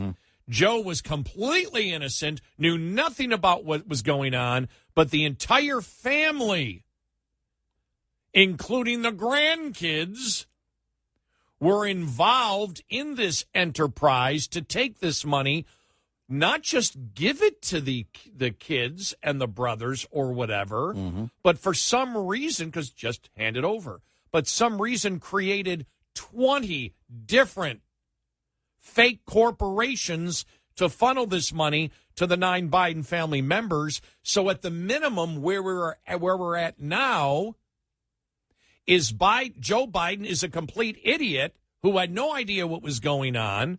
Hunter was paying things for him, apparently out of the goodness of his heart, and all the money through fake corporations were going to the entire family. So the entire family is corrupt. Joe Biden is just a complete idiot. Yeah, that's where we are right now. Yeah. Because you throw Hunter under the bus, then you throw the entire rest of the family who received money under the bus. There's no way to divide Hunter from the rest of that pack. And frankly, any critical thinker knows you can't also separate him from his father. Right. And what's interesting here in these messages is Hunter also spelling out, because he says, I have to go there in person with an ID. We're talking about the movement of money. Was Wells Fargo issuing a SARS based on movement of money in that case? Was that an indication? That's a great point. They were suspicious, so he had to come down there and prove who he was with an ID. He was clearly frustrated about that. Oh, yeah, because, we've all opened up our checking accounts and savings accounts and moved money in our accounts for years and never had to provide ID. Right. Unless we're at the bank taking out cash at that moment. Exactly. And I've never had to pay my father any of the money I got from Ukraine. Was that my outside voice? That's the thing, because what you're saying is that that number one, the implication is not that he was voluntarily giving the money, because the complaint that he's been doing it for 30 years, right, exactly, was not that I have to do, that I am doing it willingly because I'm a good son. It's like, no, hopefully you won't have to do this like I'm have to do it for Pops. Like, it's a have to. Well, I owe him that. this. Well, why did? Well, that's it. Why did Hunter Biden owe money to his father for 30 years, and then mention that he's been doing it with the Schwerin thing for 11 years, which would go back to 2007 to 2018, would be those 11 years when his father was employed as vice president of the United States. Right. And excuse me, not at that point. No, he was a senator and then became then vice VP. president of the United States. But he could look. They talked about him being the poorest member of the Senate or whatever, but he had the ability, a lot of ability to make money, and it turns out he was. He was making money. The media didn't know about it at the time, but he was making money, and that was just lined out in those messages from Hunter Biden. That was money going to his dad. So why would his dad? And that's the thing, because he implies that he had to give half. Right. And so our point is not in the legal case, but the political case of the media attempting to defend him. That keeps going away, which forces more of them to actually cover what is going on and whether it's legit or not, and get into the minutia of it, or just completely ignore the story from this point on, when the story's as hot as it's ever been. Yeah, and it's only going to get hotter. And especially now with Trump and all the indictments that he's gone through the last 6 months, that's over. Well, think about it. Those waves right. have already been made now, and the Georgia indictments that was the last one, really, that everybody was waiting on. Well, now there's no more legal action on those, so everything will be focused on Hunter and Joe. 866-90-RED-EYE. Lines open for your calls. 866-90-RED-EYE on Red Eye Radio.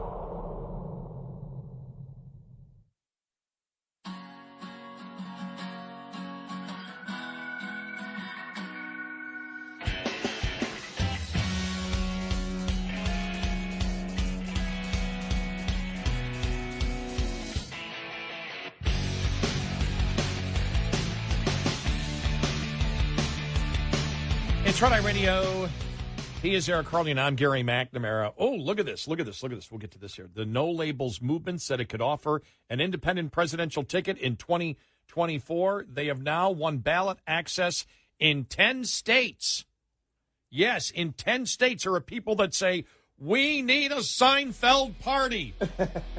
A party about nothing. That's what we're lacking here. By the way, the movie Jaws remake, someone said Seinfeld characters. Kevin writes us, Chief Brody is Jerry. Captain Quint is Kramer. Hooper is George. Brody's wife is Elaine. And the mayor is Newman. That's brilliant. That is brilliant.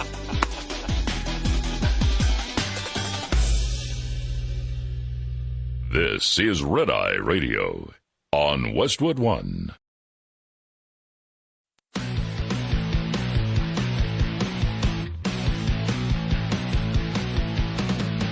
Now, it's Red Eye Radio.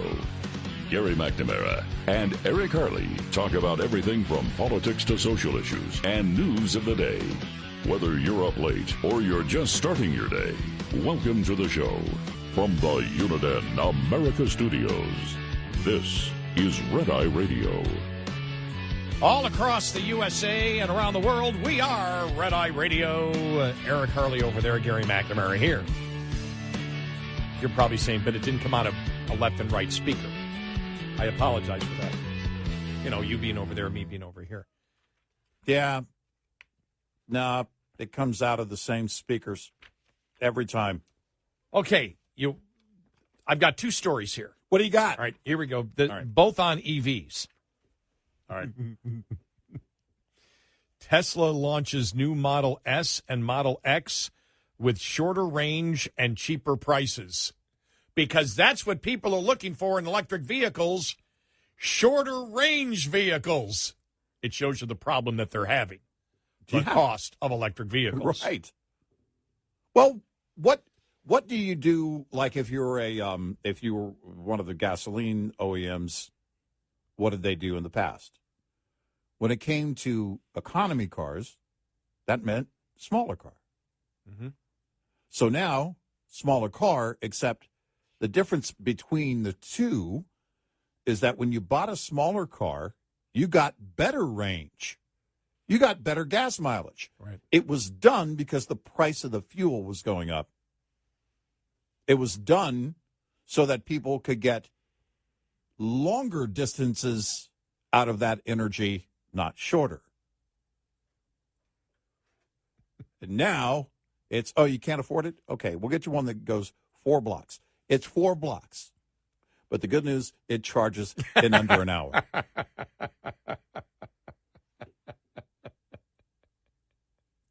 Tesla has launched 2 new vehicles of the Model S and Model X. The automaker is bringing back standard range versions with shorter ranges and cheaper prices. That means standard range. That means fewer batteries. Yeah, right. Which of course. Yeah, but this is, as we have said many times before, this is the first time in the history of the United States where the government is forcing products that are less efficient and less productive and cost more on the American public. That's the whole point of pointing to the old idea of an economy car. It was an economy car for a few reasons. It was cheaper, but it also got much better gas mileage. Now, the safety ratings plummeted. Nonetheless, you could get more out of the vehicle. You could go further distances with less money. And now we're doing the opposite.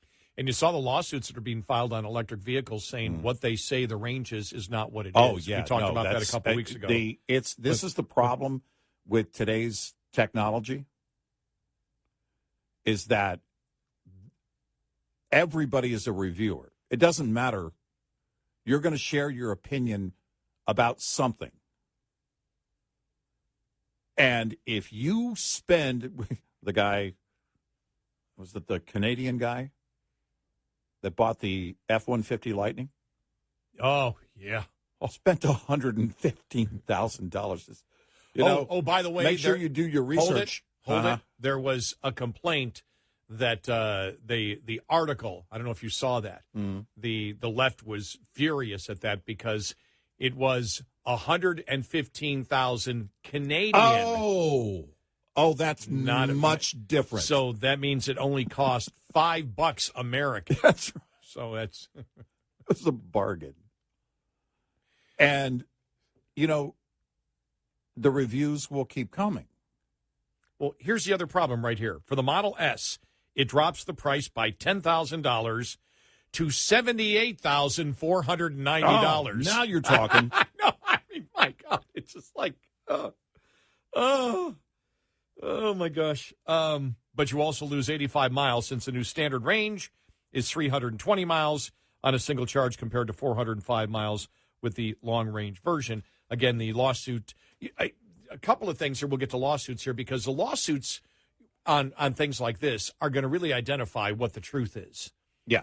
And I think, what was it, the other thing that I saw? Oh, yeah, on COVID. You saw that was it EcoHealth, whatever, that was the nonprofit group. You can't sue the government for what they did with COVID, but you've got people now. We'll get to that story coming up here in a little bit, but it does relate to it. That people are suing for family members dying of COVID because EcoHealth financed the research. Since you can't go after the government that did it, you go after the nonprofit that isn't the government that was involved with the government in doing it. And so they're going after but that's how you get the information from the government, because whatever EcoHealth had, the government was involved in as we know, in giving them money. But they said they financed it, they caused it, they financed it, they released it. Yep. And it's like negligence. It's like, whoa. Yeah. And it's like, wow, what a lawsuit that's going to be. You want to get to the truth on things. We stated that on COVID, electric vehicles, just on so many different things, lawsuits, on the radical transgender movement. What's going to stop that is lawsuits. Yep. Lawsuits. So something that the Democrats love may help defeat a ton of things that they actually believe in. Right. But that one there on the electric vehicles, but the first time in history that we promote a new technology that that's more expensive, gives you less productivity and efficiency. Right. And the reason is, and you say, well, how could that happen? Because it's not the marketplace introducing it, it's government subsidies. Yep. And so what do you get? You get this kind of insanity. Biden touts fair transition to green auto industry as workers' pay is cut. President Joe Biden is breaking his silence as the UAW negotiate 4-year contracts with the nation's top automakers. As part of the negotiations, the UAW president is wanting concessions from the automakers that the Biden administration's rapid push towards electric vehicles will not upend the livelihoods of American auto workers and slash their wages, as has already happened. Among its demands, the UAW wants Biden to require that GM, Ford, and others maintain a middle-class wage for auto workers when they are moved to EV plants in the future if they want to secure billions in taxpayer-funded subsidies via the president's Inflation Reduction Act. In a statement, Biden touted a fair transition to EVs, but stopped short of making commitments to auto workers. Despite the UAW's concern, Biden said the EV transition is a necessity. There you go. You mindless auto worker leaders that have been promoting the climate change stuff. Congratulations. You know, this is as bad as what's going on in Texas, where we talked about the fact of, because of so many federal subsidies, state of Texas on wind and solar, and no concern to back that up, to have a backup for that inconsistent power. State of Texas said, okay, here's a plan. We need to build 10, what was it, 10? I forgot the number, 10 gas generation plants that immediately can be put online if need be, if we get in a situation of no wind or it's dark out and no wind. God. But we'll only be using them 10% of the time, so we need to subsidize the wind. We need to subsidize the solar. We need to subsidize something that you wouldn't need to subsidize, natural gas plants. So all the power needs to be subsidized, which means your premiums will go up and general taxpayer money will go in to supporting the entire grid, because they can't make a profit on it. That's, by the way, that's what Bidenomics is. Here is more Bidenomics.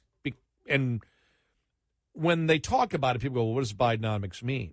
It means that the government, by their own promotion, the government will subsidize unprofitable companies that are producing a product that is more expensive, less efficient, less productive, that Americans are not asking for. Yeah. That's what Bidenomics is, and you see it here. So now what's happening is they're not stupid. The government knows that people can't afford to buy electric vehicles. They can't afford to buy it.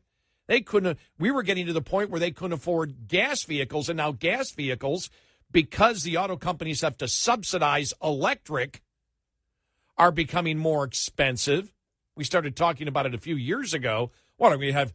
Well, you're going to take out a 15-year or 30-year mortgage on your vehicle. I mean, that's where we're headed because they're becoming so incredibly expensive. I was looking at the other day on YouTube. I love seeing people that would do things that I would never do, but I find it interesting that they're doing it. And the tiny homes. You can now buy a tiny home cheaper than you can electric vehicles. Yeah. Right. It's like, so housing is now becoming cheaper.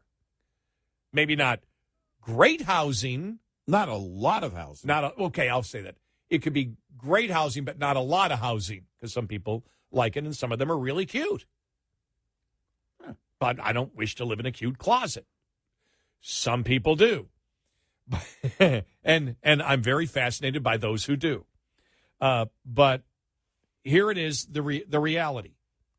So the government has mandated that the public, we're going to choose. Think about this. Joe Biden is deciding what you should buy.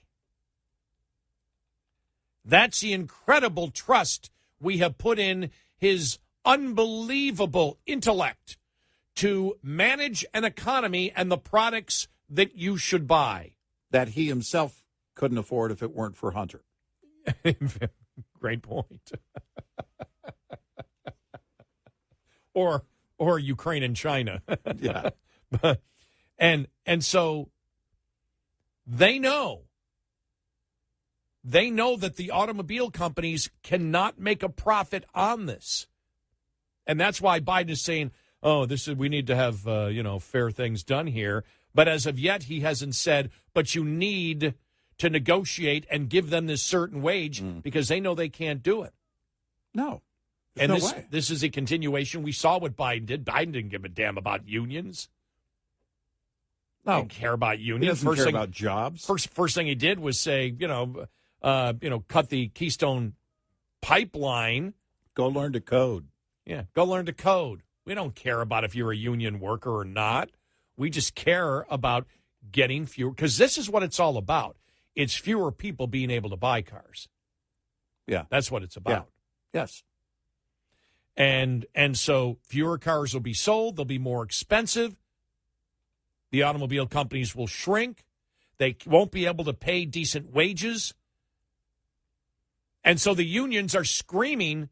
Understand that the unions are screaming for you, the taxpayer, to subsidize their wages because the government has chosen what automobile products you have to buy and will have no choice as to what to buy. Mm-hmm. And they know they can't make a profit on it, so the subsidies will even get greater, which means you, the taxpayer, can't afford to buy a vehicle that you're subsidizing. And then the union workers aren't saying we want the profits from the company. They're saying we want taxpayer dollars. That's where unions are today, the Automobile Workers Union. Anybody believe that's the way to run an economy? Into the ground, yes. Oh, okay. That's the insanity of it. Tell us where we're wrong. 866-90-RED-EYE. Hi, I'm Jen Loomis, a transport safety expert at J.J. Keller, and I'm here to share a tip on compliance, safety, accountability. Compliance, Safety, Accountability, or CSA, is the FMCSA Safety, Compliance, and Enforcement Program. Its goal is to hold motor carriers and drivers accountable for highway safety and to reduce crashes, injuries, and fatalities on our roads. CSA does this by assessing the safety performance of motor carriers and drivers based on data collected during roadside inspections, crash reports, and FMCSA investigations.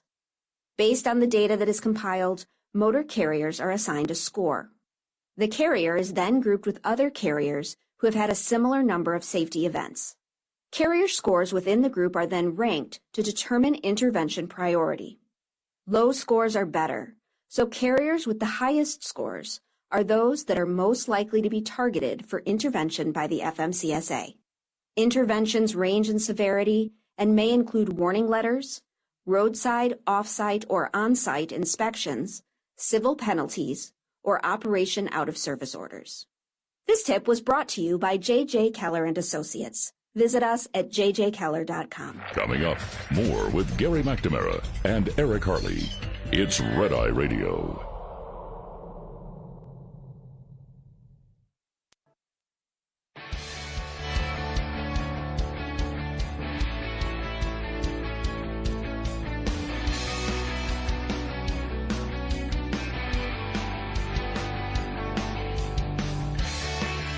It's Red Eye Radio. He's Eric Harley, and I'm Gary McNamara. On electric vehicles, let's go to Jimmy in Alabama. Jimmy, welcome. You're on Red Eye Radio. Hi, Jimmy. Yes, sir. Y'all are talking about how these electric vehicles or the government's trying to affect the pay rate for an auto worker. Well, I work in an auto plant. I'm not going to say which one, but you can barely make a living off of what you're getting paid out of an auto plant. I spend $100 a week in gas to drive back and forth to work alone.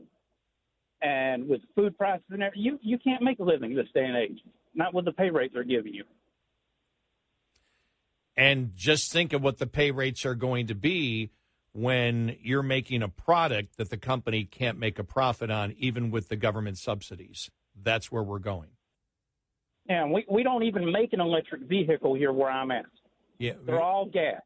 But remember, every gas vehicle you buy is somehow subsidizing what the losses are making on the electric vehicles.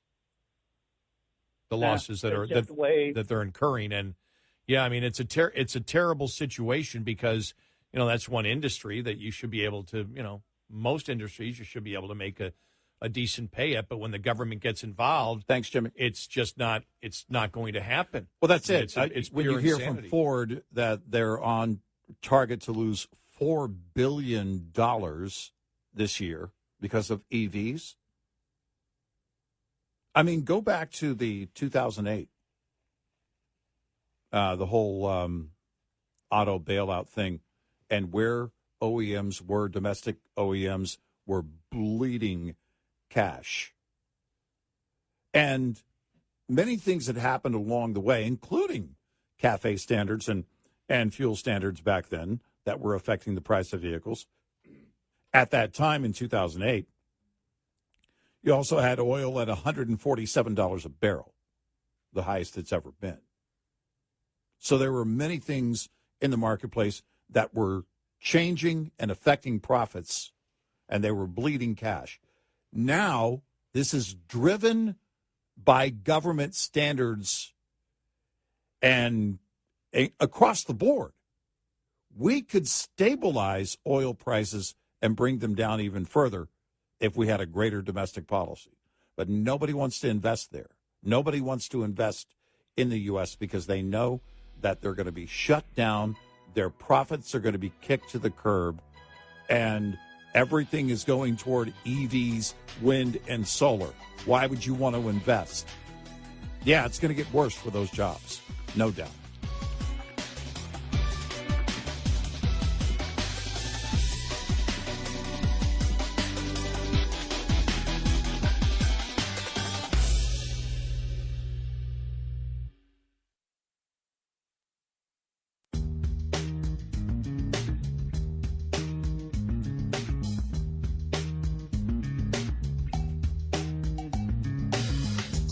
You're listening to Red Eye Radio from the Uniden America Studios.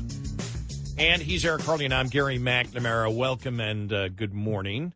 Look, when it comes to the EVs, and yeah, look, if I'm an auto worker right now, I'm worried about where it's all going. If I'm a young auto worker especially, where is this all going to go? You cannot run a business where government chooses the products that the country must buy that is unaffordable to most of the public unless they start taking out mortgage length loans on the vehicle, which they're not going to do. They're not going to see it, but that's what the Democrats are hoping. They want people to buy fewer cars. This is their way to do it, by saying the green cars or the electric cars are so much greener, which they're not, but it doesn't matter. That's not the goal to get you to switch.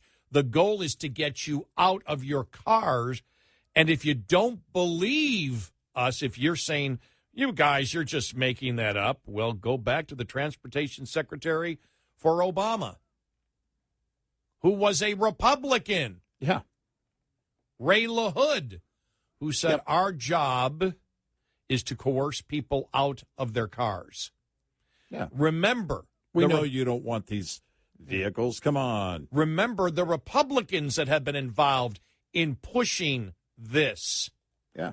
You have Republicans like Newt Gingrich, who really was the first to sit on a bench with Nancy Pelosi and talk about climate change, and it's time to contact your congressperson and tell them that climate change is serious during that Super Bowl ad. Yeah.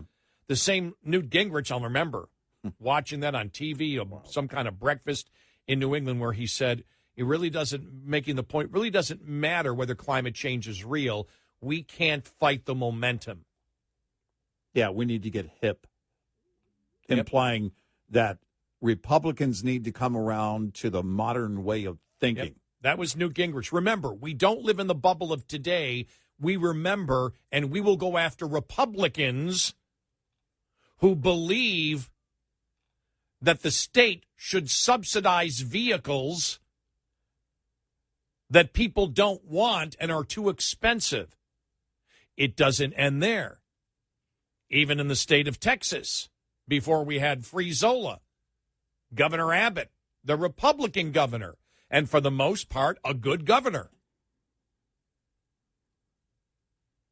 proudly accepted awards for being the #1 win state. Mm-hmm. That was just a few weeks before Free Zola, if you remember that. Mm-hmm. Donald Trump,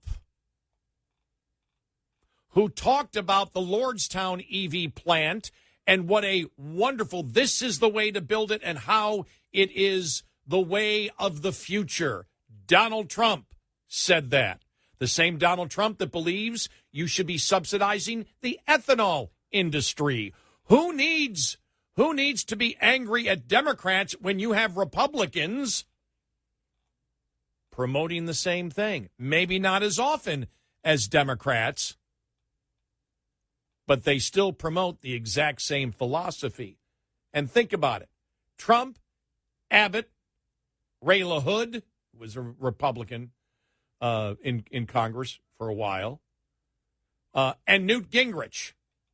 You would look at that and say, well, those are a lot of the people that are viewed as conservatives. They got snookered or willingly went in because they believed that the subsidies will help a key constituency, help them get reelected. Well, it didn't, if you think about it, it didn't hurt them. No, didn't hurt them at all. So what does it tell you? Right. The rank and file. Yeah, we're okay with it. Rank and file Republicans, yeah. Yeah. Yeah. Well, we brought it up with Trump in Lordstown, and people were furious at us. Trump supporters. Well, he's a businessman, and he knows what. He knew squat about that. Well, he got burned big time on that. Just because he's Donald Trump doesn't mean he doesn't have stupid ideas. 2035 is just around the corner. And the same with Gingrich, by the way. And it's because he was viewed as an ultimate conservative. And it's gonna make it or break it. And the only way you make it with the 2035 mandate is how? Tons of government money. It will still fail. But, man, we'll keep trying, won't we? Let's go to Jim in Michigan, another UAW member. Jim, welcome. You're on Red Eye Radio. Hi, Jim. Good morning. How you guys doing? Very good. Thanks for calling. Well, the EV industry itself, we know in the Big Three here as a worker that the EVs are not the future. We are going to lose 2/3 of the UAW workforce to the EV market. And EVs are going to limit people on how much travel they can do. You can get in your car now, and if you want to drive from Michigan to Texas, it takes you 2 days. If you have an EV, it's going to take you 5 days, maybe 6 to get there. You're not going to get the mileage out of them. And it's almost like the government sticks their fingers in because they want to control how people travel. They don't want you leaving your area. It bothers me that they're mandating these EV vehicles, and they're highly toxic to the environment. You still need fossil fuel to build them. It's mind-boggling what they're pushing on us. And we're going to lose a lot of workforce, and it's going to destroy the automotive industry. Well, you know, a lot of our suppliers. Yeah, you know what may limit travel more than actually just the capability of EVs is the cost of EVs.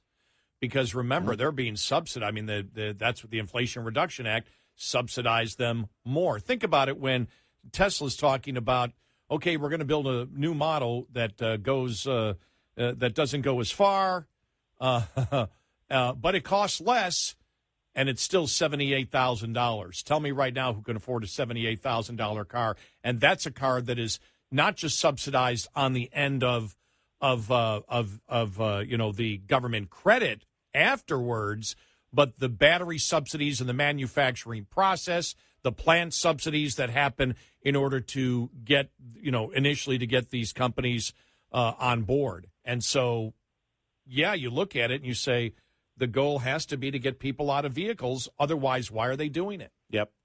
Yeah, thanks, Jim. Thanks, Jim. We appreciate the call. Let's go to Stephen in Massachusetts. Or Steve. Steve, welcome. You're on Red Eye Radio. Welcome to the show. Hi. Hi. How are you guys doing? Good. I can prove what you just said beyond any shadow of a doubt. All you got to do is go onto Google and type in climate change public transportation, and you will not believe how many boring articles from urban planning books, because it has to do with them getting mad about white flight and they want you out of your car and they want you living in the city. Yeah. This has been their plan for a long time. Oh, yeah, sure. Yeah, absolutely. Well, on one end, it might have been to get people back in the cities, but on everything else, from crime and drugs, it's to get people out of the city. Well, now they can't keep people in the city because of their own other plan. Yeah, exactly. I mean, which went haywire. Their plans are diametrically opposed. Thanks, Steve. Yeah, thanks. Which tells you they weren't plans at all. If you'd actually planned it properly. But over and over again, we see the left running into their own walls that they build. When you get to the 2035 mandate, you start doing the math on the mining it requires. You can't get there. It is impossible. Can't get there. And as we have talked about a lot here the last month, as they wish to produce more EVs, any mining in the United States that would provide more jobs in the United States and mine those elements and materials, natural resources critical to the production of EVs, they're shutting down the mining and forcing us to go to China, Afghanistan, Russia, in order to get the materials that we need to do so. So even that is about killing American jobs. Right. And how are you going to get those elements to the U.S.? And the union members know it, because we just heard Jim right there. They know it, of course. Now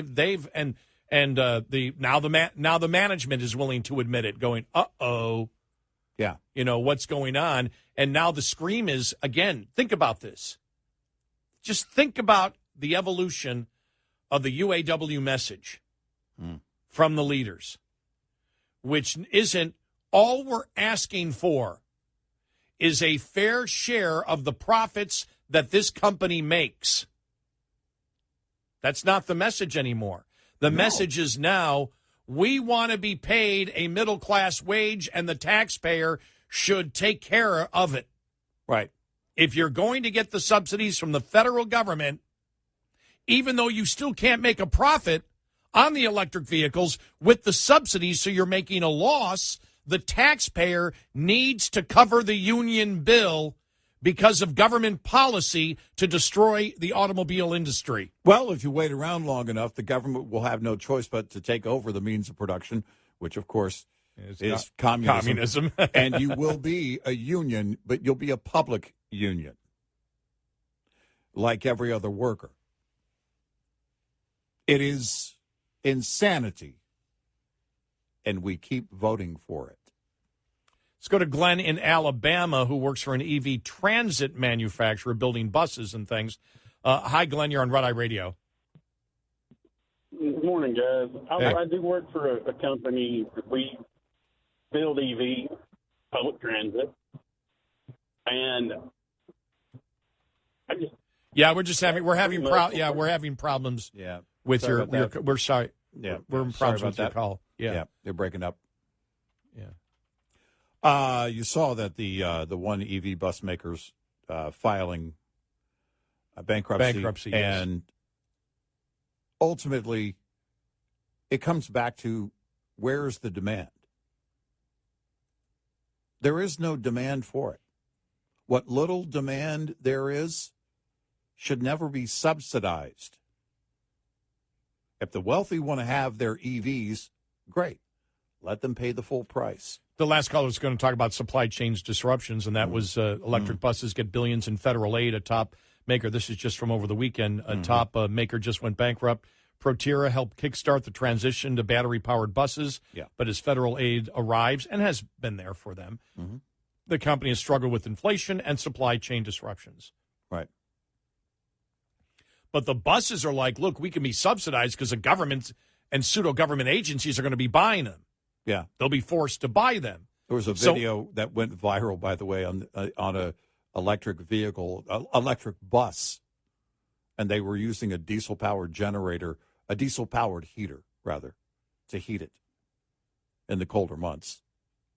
And these are the things you look at. These are the things that you break down and you ask yourself, all right, seriously, where is the demand? Public transportation has been one of those things, and it depends on where you live. But in most areas, it doesn't make sense. And it doesn't make money. It has to be subsidized. There has to be public money to keep it going because there's no real demand for it. Then you throw in on top of that EVs. Why? Oh, they're much more profitable. No, they're not.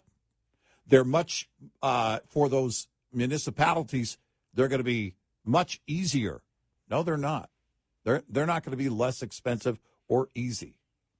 Logistically, they're going to be a nightmare, and they're going to be more expensive.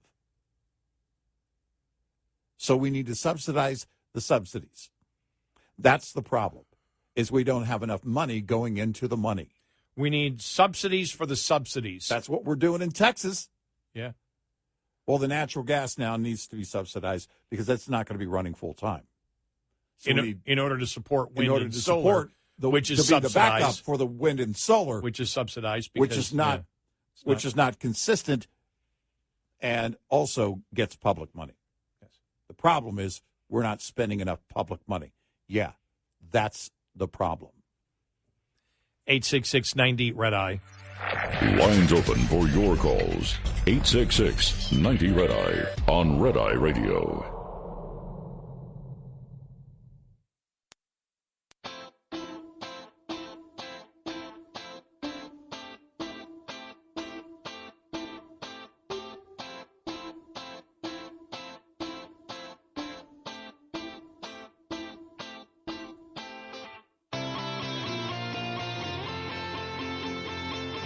It's Red Eye Radio. He's Eric Harley, and I'm Gary McNamara. You know, we mentioned some of the Republicans that pushed the BS of EVs and climate change and wind and solar, and we included Governor Abbott in the state of Texas, Newt Gingrich, Ray LaHood, Trump, and also we cannot forget Bush 41. Bush 41 was big on if you go back to the early days of the CAFE standard, and then you think about the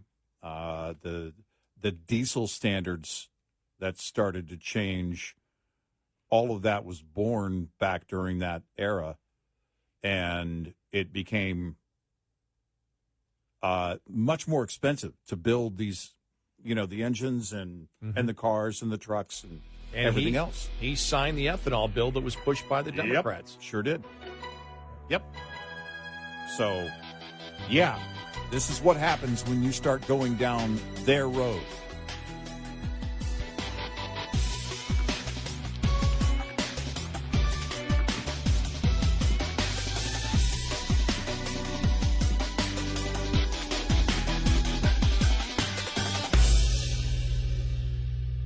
This is Red Eye Radio on Westwood.